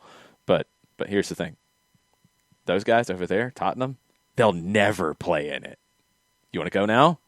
Okay, we'll do it. That would be hilarious if that was how they tried to sell it. Oh, pettiness is such a good weapon to use. Pettiness is everywhere in this game. Will says Frank Lampard, Neil Lennon, Piojo, or Nagelsmann to Spurs. Well, the last one is the one that would make the most sense. Piojo and Tottenham would just be. Oh my God! Piojo in the Super League would be hilarious. The Super League. Yes. Could you imagine if you did all or nothing, another season of it with Piojo in charge? Give me all of it. We're going to put a camera in his office while he's talking to players. Give me all of it. Spurs are possibly trying to be the Super League whipping boys, yes. Nick Alifi says Miami should be docked 20 points, an international spot, and a DP spot next season. I'm not. I know a lot of people have talked about the roster ramifications and docking things there. I'm not as gung ho on that because then I think you're going to have the Players Association fight it. Maybe they wouldn't if you're docking a DP slot because maybe they'd be happy about it going to somebody else. But I'm not even bringing that into play. I don't care. I'm gonna make it very clear to them that every move they make is going to have to be approved. I still don't know how this was approved to begin with. How did they get it? How did they sneak this in? Who allowed it on the league side? Because don't they monitor this stuff? The whole idea of single entity, right? Mm-hmm. Probably somebody who had to update their LinkedIn. Very possibly, because it doesn't make any sense. I'm not going to restrict the players' abilities to play there. I'm going to leave that part to the side. If you want to go for 20 points, yeah, that's fine. Whatever number you settle on, 10's got to be the minimum then for me. A hefty fine, and I'm not affecting the roster stuff. That's just my opinion. We'll see. Burned on the Bayern involvement in Super League conversations. Byrne said, I thought they were involved in the ECA talks. They definitely were there about expanding Champions League. I don't remember the details from Footy Leaks discussion about this. I'm almost positive there were emails from Bayern about a Super League conversation in that leak. I might be misremembering it, but I'm pretty sure they were. I know they were involved in the expansion of Champions League talk. I think everybody was involved in that. So definitely Juve, Agnelli, Florentino Perez and Andrea Agnelli are the two who have driven this with the Super League. They are the two who have fought for it. I think where it's now changed is they got the Big Six in England to go with them. That was the one that people maybe didn't expect. Patrick Sullivan says, John's dramatic voiceover work is underrated despite my criticism. It's overused. How about that, Patrick? That's where I would go. Nystrom with a good point about what you could do with Miami, a transfer ban. Yeah. That's where I would go. I wouldn't change their roster rules, but yeah, make them they can't participate in the summer window except for I'll let them get rid of Pellegrini because I don't want him to be punished by this. I was going to say, but then they could promote Pellegrini from Fort Lauderdale then. No. Stop for a second. Understand they can't promote Pellegrini from Fort Lauderdale. No, that is done. He's not a Miami player anymore. Don't even put that out there, John. He cannot play for them this season. Now, I don't know if he could play for them next season, but he can't play for them this season because they bought him out. There's no way to get around that. So let's leave that to the side. If you want to do a transfer ban, let him sell in the summer. They can't bring any players in because I want, if Pellegrini, get him out of there. He's not going to play there. Don't make him sit and train all year. That's not right for his career because he didn't do anything wrong. Transfer ban on incoming. I like that idea, Nystrom. That's pretty strong. Wonky on Scotty Parker says, Fulham are playing some nice football. Spurs fans would appreciate that. I just don't know if he's got the big enough profile to do it. That's all. And when we're talking about Nagelsmann, whose name has come up, and now you've got the whole Bayern thing where Hansi Flick is leaving, although Bayern's not exactly happy about it. I don't know if they can try to do anything to keep him from leaving. Nagelsmann's name is going to come up with Bayern. He's the one who makes the most sense. But now would Tottenham go after him because he's the hot young face in the managerial game? Probably. Because if you're going to be in... Go ahead and say it, John. What? If you're Tottenham and you're gonna be in the Super League. Thank you. Since people like it. You need somebody more than Scotty Parker. And Nagelsmann would fit the bill. Go ahead, Jared. Yeah. Well, John, super value tickets are still just $10. So if you're going to do that voice, we got to go full bore. No doubt. That's accurate. Here's my question with Miami. If you were going to go transfer ban, would you go a total transfer ban in terms of bringing guys in, like let them sell? Would you go, or would you limit it and say, hey, you can make moves within the league, but you cannot sign anyone from outside of MLS? So if they want to bring in a depth, they want to bring in a depth left back from, somebody in MLS. They want to bring in Tommy McNamara because he is the cult hero we all need in our lives. Or do you allow them to do that and say, you just can't sign anyone from outside the league? No, if we're going to go down that road, I would do it this way. I would say summer window, you can't do anything except sell Pellegrini. Yeah. That's it. Because he's bought out. Actually, they don't even have to do that because Miami's not selling him. The league is. So they don't have to do that. He's not on Miami's roster. They have no control over him. So then, yes, you say you can't do anything in the summer. No. Not even sell? No, because they don't have that. I'm mixing it up and I'm making it more confusing. They don't have any say on Pellegrini. Miami can't sell him. He's an MLS product now. MLS owns his contract. So they don't even have to have that caveat. No, just you're out. You can't do anything this summer. Have fun. I'm cool with that. We're gonna be hard on him. Let's do that. 10 points, $1 million, and a transfer ban from the summer window. Have fun, Miami. See what happens. Mazzano wants our thoughts on mate-flavored ice cream. That sounds disgusting. Since you are the mate consumer of the three of us, for the most part here. And it's somewhat because I keep trying to get it the flavor where I want, and I'm not liking it. The Materva is the mate thing that I like the best. It's a soda, and it's really, really good. I do need to do the like iced tea variant a little bit more because I like that. It's just a little too bitter for me, and I keep trying and I'm not digging it. And of course, now I'm drinking my watermelon Red Bull. Mate flavored ice cream. I guess if it's subtle, it could work. I don't like the taste though, and I don't know if in ice cream it would give me the energy boost that I'm looking for. That's the rub here. Is if that it if would, it's in then ice that's cream. fascinating. If it would give me the energy, and the taste isn't what I don't like about it, then maybe I need to try it. Mazzano, maybe you're opening my my horizons here. Maybe I need to check it. Okay, a lot of argument about who the biggest team in London is now in the Premier League. I agree with Michael Ruiz. MLS has to have some blame in allowing this to happen. That's what I want to know how it happened. 100% want to know how it happened. Yeah, I want to know who the gatekeepers were at the league level to sit there and either not look into it or sit there and say that, okay, we see where you're going here and this is okay. So that to me, the gatekeeping and the analysis from the league level is what I want to know. Nick Alifi. On a Schadenfreude. Go ahead, Nick. No, go ahead. It's a different topic. Go ahead.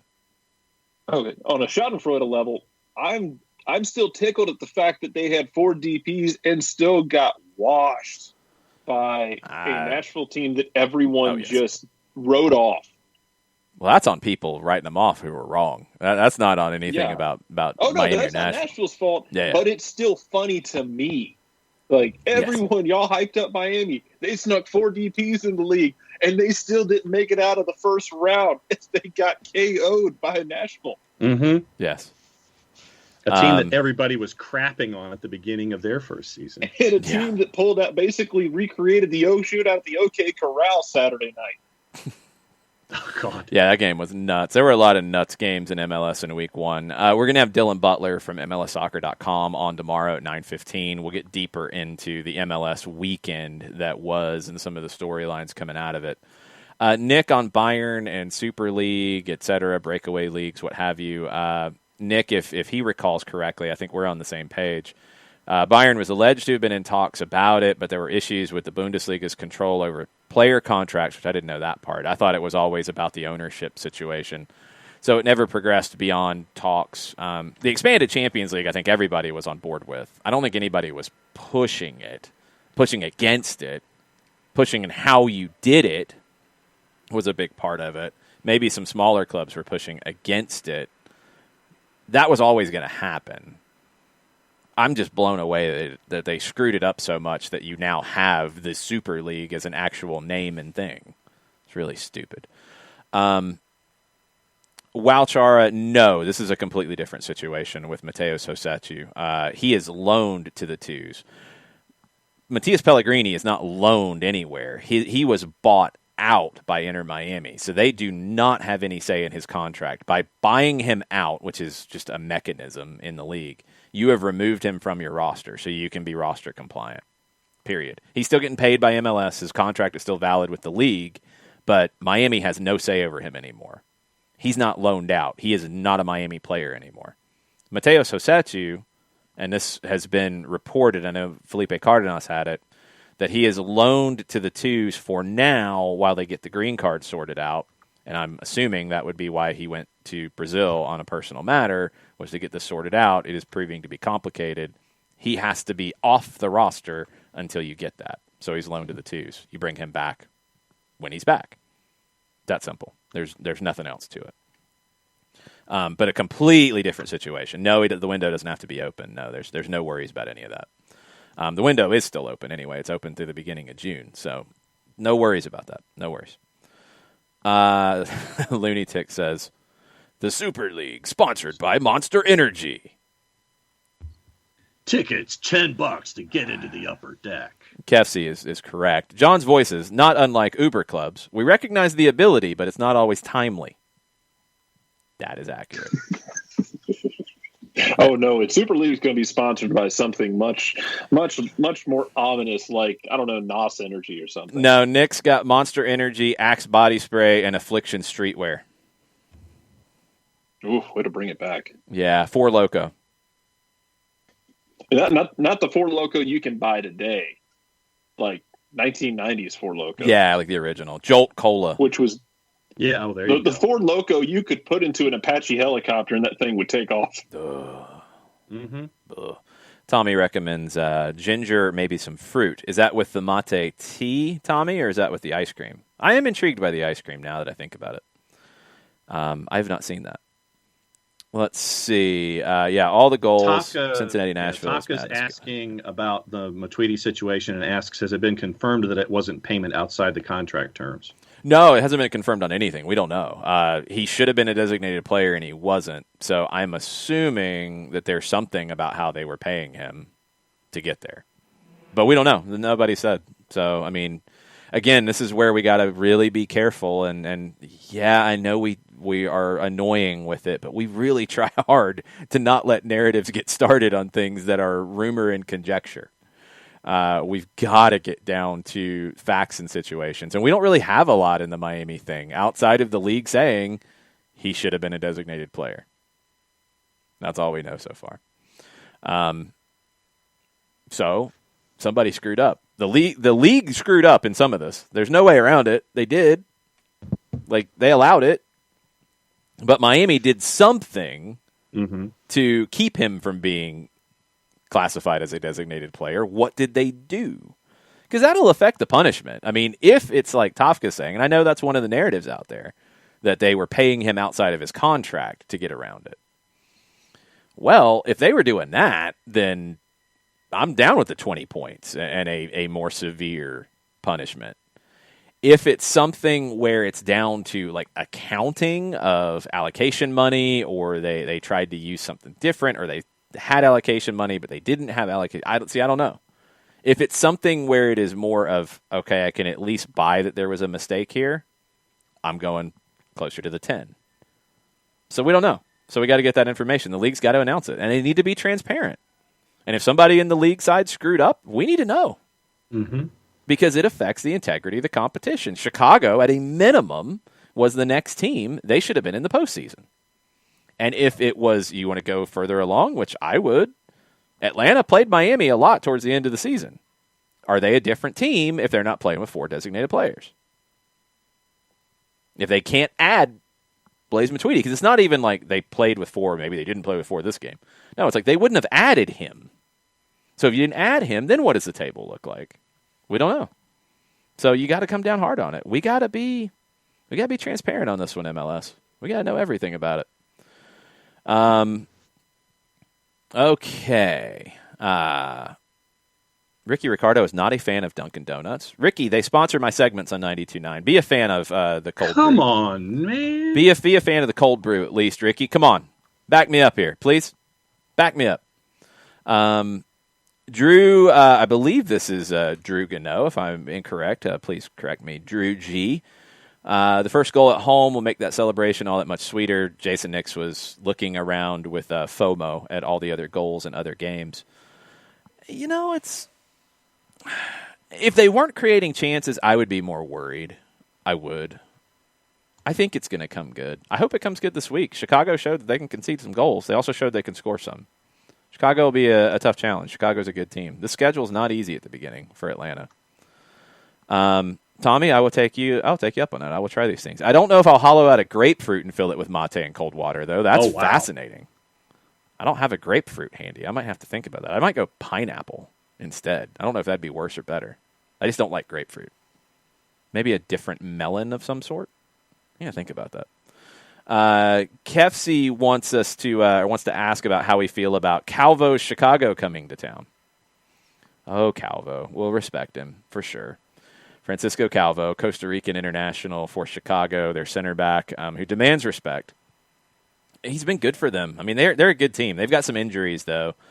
Ignacio Aliceda was not able to start. He played at the end of the match for Chicago.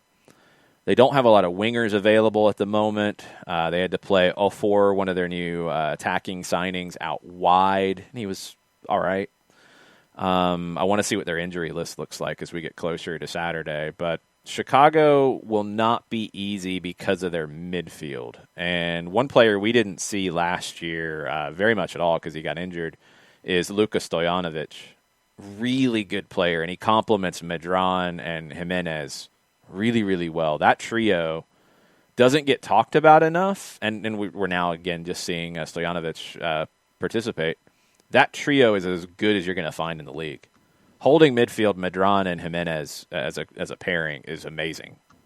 So that's going to be tough for Atlanta. And you're going to have to figure out, like Barco and Hindman, if it's those two in the attacking midfield for Atlanta, they're going to have to keep Jimenez and Medran occupied and not let them come forward. If they can do that, okay, you can nullify that a little bit. But there's going to be a lot of little tactical battles like that in this game with Atlanta and Chicago. I'm looking forward to it. Yeah, it's going to be another interesting test for Atlanta, and I know that once again we've had folks this morning talking about the defense, and we had folks talking on Salty Takeaways. When we opened it up to Twitter about Atlanta United's defense so far, and going up against a guy like Baric and what we're anticipating from Chicago. I think it's going to be another interesting test with what we've seen from Atlanta defensively going up against what we know that Chicago can put together from an offensive standpoint. I think it's going to be an interesting battle. Yeah, I think it'll be a good one. I was really impressed with week one of the league. Jarrett and I did the Asado watch along on Saturday night, and it was chaos. Which was hilarious, and everyone should join. Yes. We will do that where we can on Saturday nights when Atlanta United is not participating. That's not going to happen this Saturday, obviously. Or we're not dead. Yes, thank you, Jarrett, for really looking on the bright side of life there. Thanks. I'm trying to protect you. I protect your mental well-being for what little it is. It's already shot. I mean, we got breakaway leagues in Europe now, and it's Libertadores week, and We got a week's break from CONCACAF, but that's going to be chaotic. Nah, I mean, my mental state's already gone, man. That's not coming back. Come on now. Yeah, I stayed up, watched all those games, got up Sunday morning, made pancakes for my daughter, and watched Celtic get railroaded by Rangers. My mental state went out the window way long ago. We're okay here. Yeah. Yeah, you're a Celtic fan, so you have no mental state at this point. There you go. Oy. No bueno. The only thing I can cling to right now is that Tormenta has a transitive victory over Toronto. And therefore, Tormenta has a transitive victory over Club Leon. There you go. That's not how any of this works, Jarrett, but okay. Okay. Let's see. So Fabrizio Romano tweets about the Serie A meeting, which is ongoing, with the three teams. Juventus, Milan, and Inter have joined the other 17 teams. They were not expected to be there today. I wonder how their entrance was received. So that is happening now. I think La Liga is supposed to meet Thursday. I don't know where the Premier League meeting is. UEFA was supposed to have a meeting this morning that I don't really remember hearing a whole lot about any resolutions there. That was supposed to be roughly from 4 to 9 o'clock this morning, our time.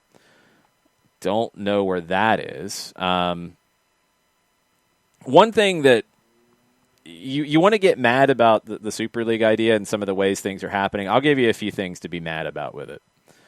Because, as we've said, I've tried to get away from the emotional reaction and try to talk a little bit about why and what could be next. But the things that make you emotionally angry about it, they dump it on Sunday night, like almost midnight in Europe, which is ridiculous.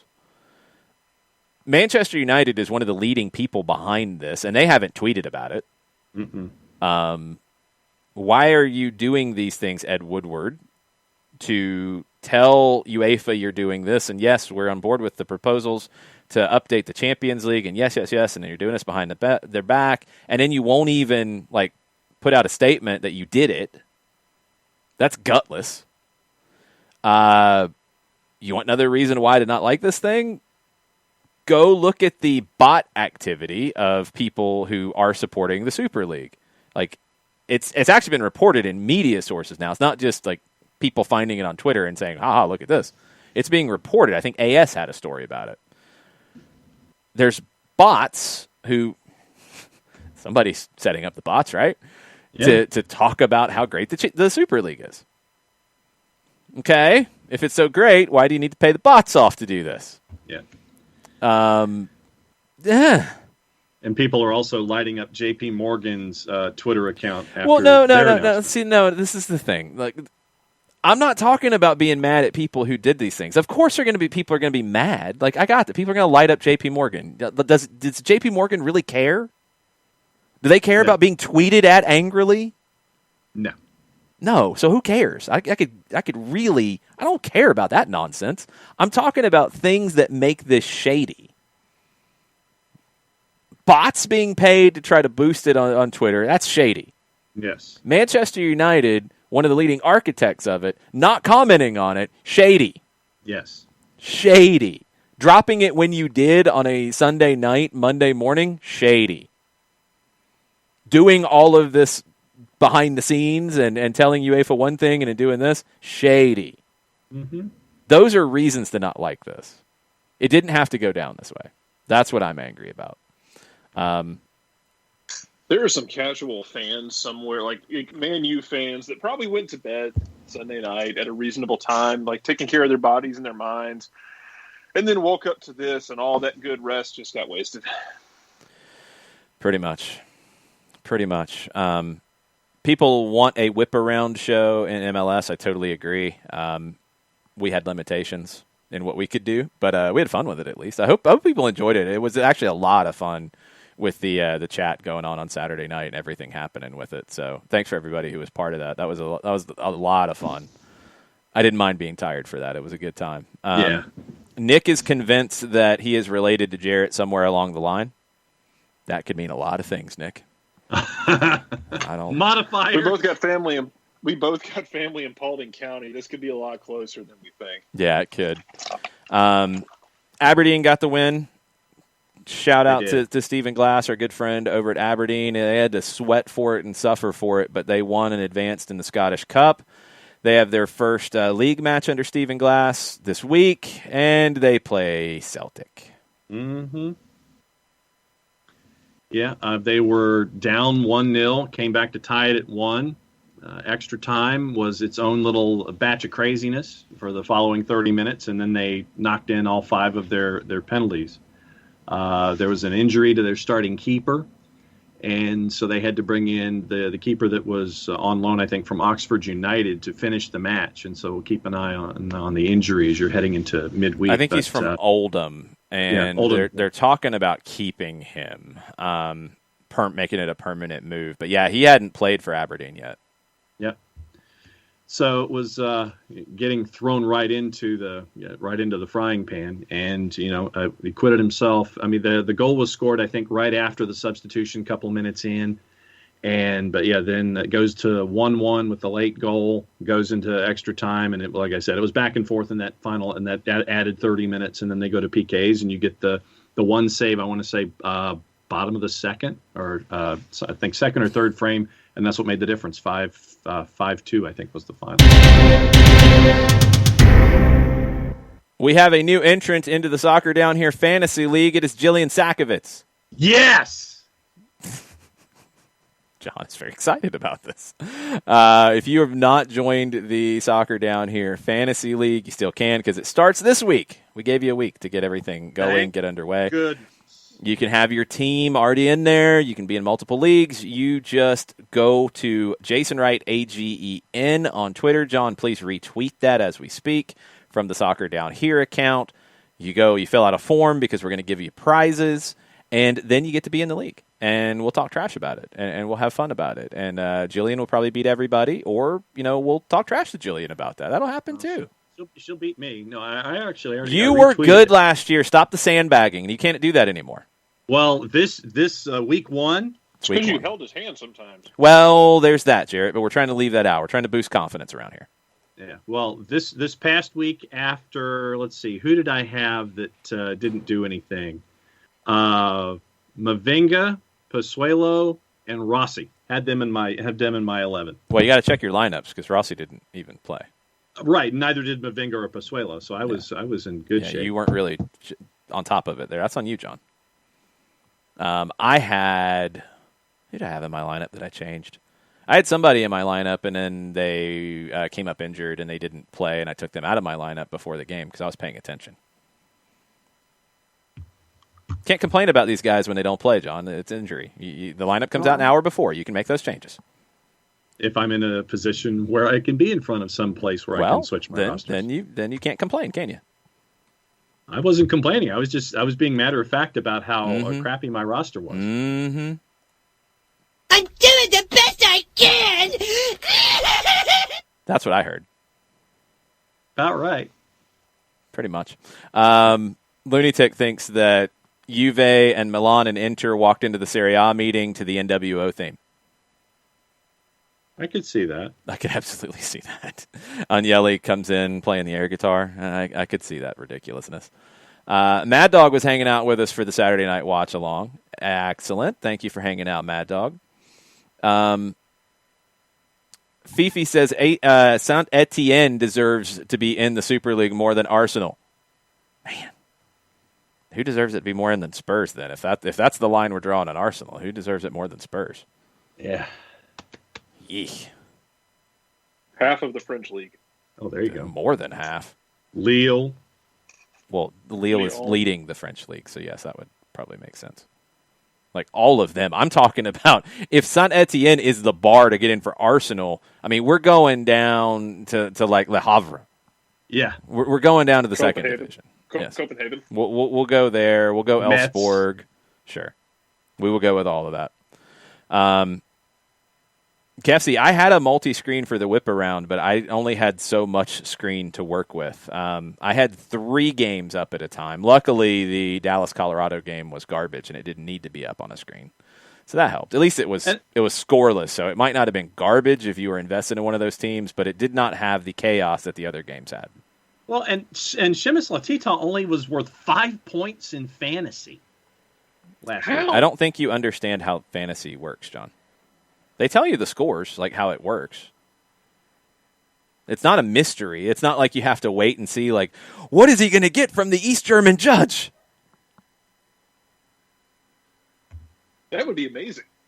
If the East That would be German judge just horrible. came out People and- would be freaking out. Live great. East German judge grades. The East German judge comes out and says, it's the 31 shots by Nashville were just, they were overrated and weak. I'm not giving him a higher score. People would lose their minds if you had to wait on judging for these points. Like, there's a system. It's broken out. He gave up 2 goals. That's not good for a goalkeeper. Then what? Then not was it 9 saves? Yeah, but he gave up 2 goals. Yeah, I just don't know what. To be fair, the second one was the archetype of, I'm not sure if he was shooting or crossing, but it worked. So No, totally. I'm talking purely from a fantasy perspective. Like, I'm not saying he played badly or anything like that. He was great because he made some amazing saves. But from a scoring standpoint, you're not worrying about any of that. He gave up 2 goals, and as a goalkeeper, that's not good. No. So that's just how it's going to go. That's why Joe Willis was only worth 2 points for me last week. Kefsey retracts all pushes for starting in Week 1 in the Soccer Down Here Fantasy League, and it has nothing to do with captaining Rossi in Week 1. Yeah. Right there with you. This week, Sean, we are at Pontoon Brewing in Sandy Springs on Thursday, and you can join us on Thursday. Yes, that's what I said. Thursday. We'll be there on Thursday. Go and say it again. Brugge. What? Why? Are you broken? What happened? Thursday. Reboot John, please. What in the I dropped him in world? a sandbox earlier. He's got sand in the gears right Put now. him in the bag of rice, like something. Thursday, we will be at Pontoon Brewing in Sandy Springs. Yes, we will. And it will be fun, and hopefully John will be corrected by then. And we'll do our best to entertain, and there will be prizes if you are on site, and there will be prizes if you are watching from home on the glorious Twitch channel. So Thursday night, we will do a lot to get ready for games this weekend. Atlanta and Chicago for MLS. We'll look ahead to CONCACAF. We'll have plenty to talk about on Thursday night. Pontoon Brewing, 6 o'clock showtime. Get there at 5. There will be some specials and such. And if you want to learn a little bit more about Pontoon Brewing, you can go to our webpage, soccerdownhere.net, and scroll back through our 1v1s and grab that one, or you can check it on your favorite pod catcher. John had a chance to talk to Pontoon last week. Yeah, it was fun to catch up with them and see how they've navigated the last 12 months and how they're branching out. They're actually sending pontoon. They're sending packages of pontoon to places like China because folks are interested. That's pretty cool. Nick Alifi is demanding to know who is the third man. Talking about the NWO theme at Serie A and all that. And he also says Atalanta or Napoli deserve to be in before Milan. Yeah, I can see that. I don't know if any of them definitely deserve to be in it. Jason Nick says, oh, because I knew this was going to happen. That's why I tried to catch myself. He said, oh, Jason, the scoreless snob, 0-0 snob now. Garbage. There was another scoreless draw, you know. I watched that one, and it was pretty entertaining. Scoreless draws can be entertaining. The Colorado-Dallas game, I'll put my hand up. I watched about 10 minutes of it while I was watching 2 other games. It was not captivating. Let's put it that way. Let's take a look at it really quick if we're going to play this game. Jason Nix? The other games were also completely high on bath salts. I mean, there was a stretch of time there where there was like a goal every 30 seconds. Yeah, from like 8 to 9:30. I will give Dallas and Colorado a little more credit than in comparison to the games on bath salts. Then yes, it was far behind. But they both had 11 shots. They had 5 shots on target, 6 for Colorado. Okay. Garbage was unfair. I take that back. You think you had it bad? I sat there and watched New York City be unable to string 4 passes together. Why? In comparison to the other games at that time, it was garbage. That Let me should have pull been the these comment. numbers for that game. Go, You, keep talking. you pull the numbers, and I got to go because we're recording some stuff at 1:00 for GPB, and I will see you guys later. Okay, I told you could have went any time. I'm sorry. No. It's like I was timing it out. I was back timing my life to where I could. Well, you could have told us earlier. No, it's like I said. I back timed it to this point, so I'm good. Okay. Okay. So have fun. We're going Bye. to hopefully have some kind of a ruling from Central Georgia about an appeal on a head football coach, Oh boy. and get to talk about that. So I will catch up with you guys a little later. Good grief. That might be worse than the Super League. Go have fun. Yeah, exactly. That's what we do. We put Valdosta in the Super League. There we go. Yeah, but then Rush couldn't coach him, I don't think. In the Super League, Rush you could. probes for Tottenham. Yeah, there. Oh God. Run, John. Get out. Run. I'm running. Bye. Bye. So here are the numbers I was looking for. From Matt Doyle's article from the weekend wrap up, DC had 38% possession and connected on. Jason, would you like to guess what their pass percentage was? 58%. That's exactly right. Whoa, it is? Seriously? Yes. I'm going to buy a lottery ticket when we are done. Wow. 58% of their passes were actually completed. I did not have that up. I did not know that. Oh, my gosh. I'm going to buy a lottery ticket in like 5 minutes. Wow, that's amazing. Okay, I'm going to run through the Twitch pitch so we can leave. Since John has left us, we are rudderless, and we will have to leave soon. Yes, Rich Ransom, we're still on. I blame the Super League. Dr. D, it's not an all-day edition. We're back at 7 o'clock. Katie Weaver, yes, we're still going. It's not amazing at all. It's not amazing at all. Yes, you got a 3-hour show. But what did it cost you? What did it cost you? Everything in our brains. Jason Nix, we will have scarves on Thursday. Yes, come by and grab it. Faux show. We got you. Come and hang out. Ricky Ricardo has cheered 15 bits because Ricky Ricardo is awesome. Yes, Katie, I don't know where the Bruga thing came from at all. Shiva's going to be out of town for a tournament, so she's not going to be able to be there in Sandy Springs. We'll be back to that side of the town soon enough, Shiva. We promise. We got people leaving, going to CarMax. We got all kinds of chaos happening around here, Jarrett. It's madness. We outlasted everybody. We did. It's not a 4-hour SDH, Michael Ruiz. You stop it. No, it's not at all. It's not good at all. Lots of comments about Rush Probst, which is hilarious. I love that he is a known thing here. The evil Ted Lasso story. Yes, that's pretty good. Will wants Lane Kiffin to Bayern Munich. That's where we're at these days. Rush Probst would be the anti-Ted Lasso. He would be.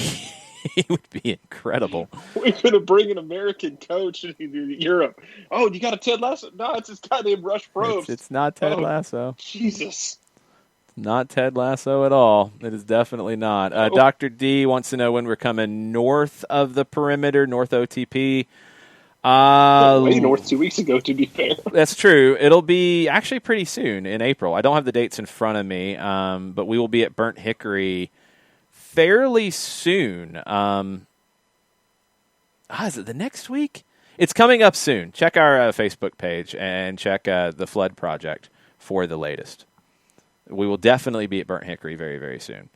Katie Weaver is letting us know that the grumpy pundits are grumpy about the Super League on SiriusXM-FC. I am not surprised. Ron Digital wants a couple more moments of Jose slander. Give it your best shot, Jarrett. Someone mentioned earlier, Jose is basically Will Muschamp at this point. The man's made more money getting severed out of his contracts than he actually makes coaching these days. And he has devolved from being the special one to just being the grumpy man. And the best thing you can do at this point is get him out the door and don't make sure the microphone's not there, because God forbid there's a press conference, because he could still win those, even though he apparently still can't win games. Was that good enough, Ron? That was pretty good. That was some good Jose slander. I'm impressed, Jarrett. That was good. I don't even really care about Spurs. You care about Jose, though. I do. I mean, there's a special place in my heart because of Jose executing a masterclass for Porto to defeat Celtic in 2003, but those days are gone for Jose and Celtic. Yeah, absolutely they are. Oof. Here's a funny one for you, Jarrett, from your favorite league in Scotland. Dylan Reed, he's 16, plays for St. Mirren. He will be unavailable over the next 2 weeks. He will be doing, I guess, his sitting exams at school. Okay. So St. Mirren's going to be I was going to say, shorthanded. please tell me one of these kids got mono or something. They can't play for a while. No mono. We did learn. Fair enough. Yeah, it's not good at all.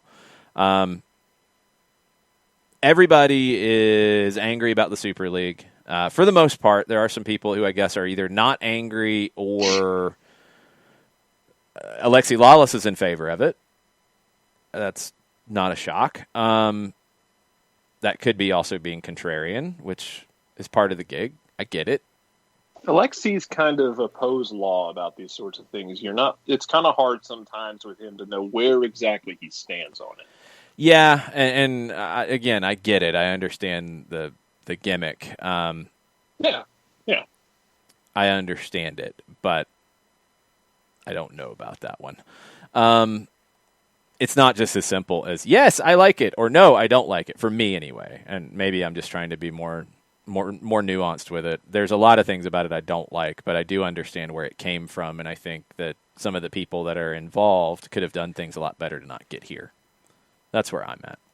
All right, we're going to clean up the Twitch pitch, and we're going to get out of here. The Italian, the Spanish, the English governments have all expressed disagreements with the Super League initiative.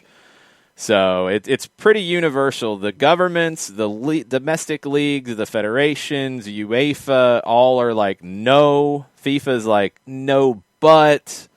Teams that would not have been invited anyway are like, no, we hate you. The teams that are involved, except for Manchester United, are like, yeah, we're doing this. Manchester United just hasn't put anything out because that's a way to handle it, I guess. And that's where everything stands. UEFA is saying they're going to ban players from national team competition. They really can't do that when it comes to like U.S. players or Mexican players or South American players. So are they going to petition FIFA? There's a lot still up in the air about it. We'll try to keep slogging through this thing as best as we can. Marshall Voigt is shocked we're still on. He was wondering why he couldn't find the podcast. Yeah, because it ain't done yet, Marshall. It's about to be, though. I promise. So why the hell is Minnesota signing more strikers? Oh, what did they do? I didn't see it. They are apparently, according to L'Equipe, in France, 27-year-old Adrien Hanou. Okay. I'm not very good with French. I apologize. I've been trying to work on it. Is set to leave Rennes for a fee of $3.6 million. What?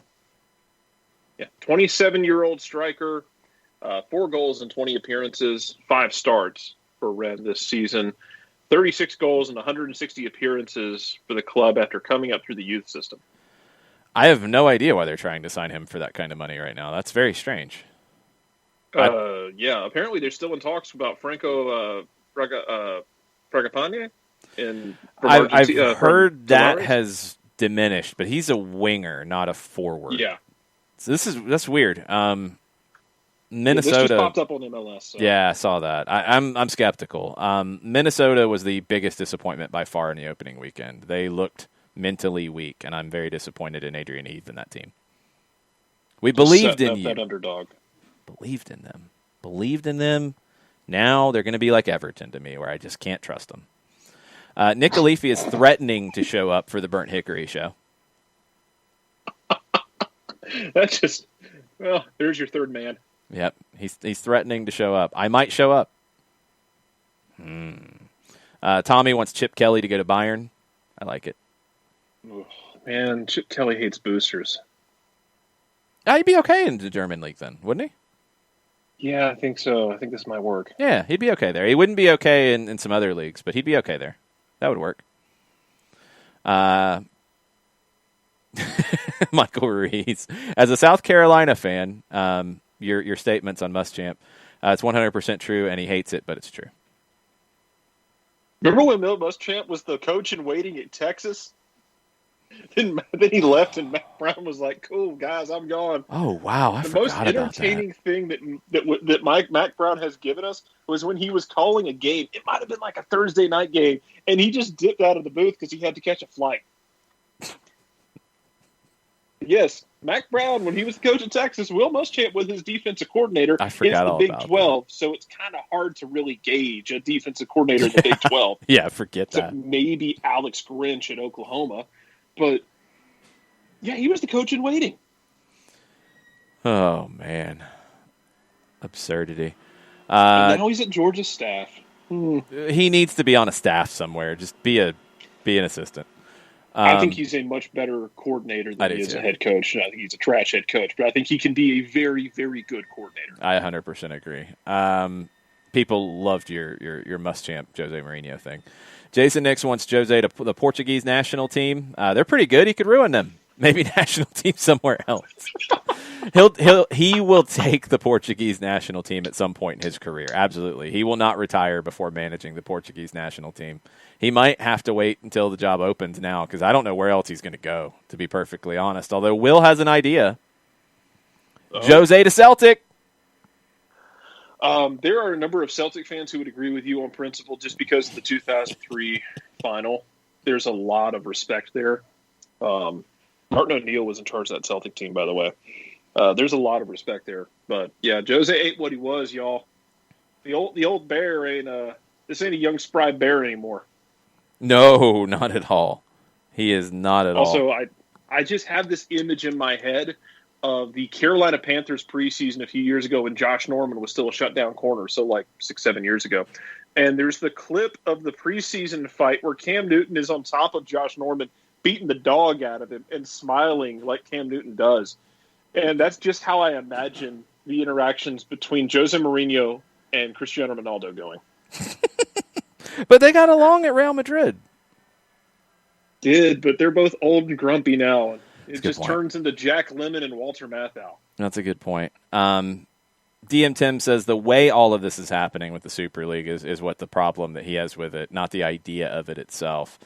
The idea, if it is to get out of the domestic competitions, I have a problem with. If the idea was to have a better version of the Champions League, I didn't hate that idea. 18 games is too much.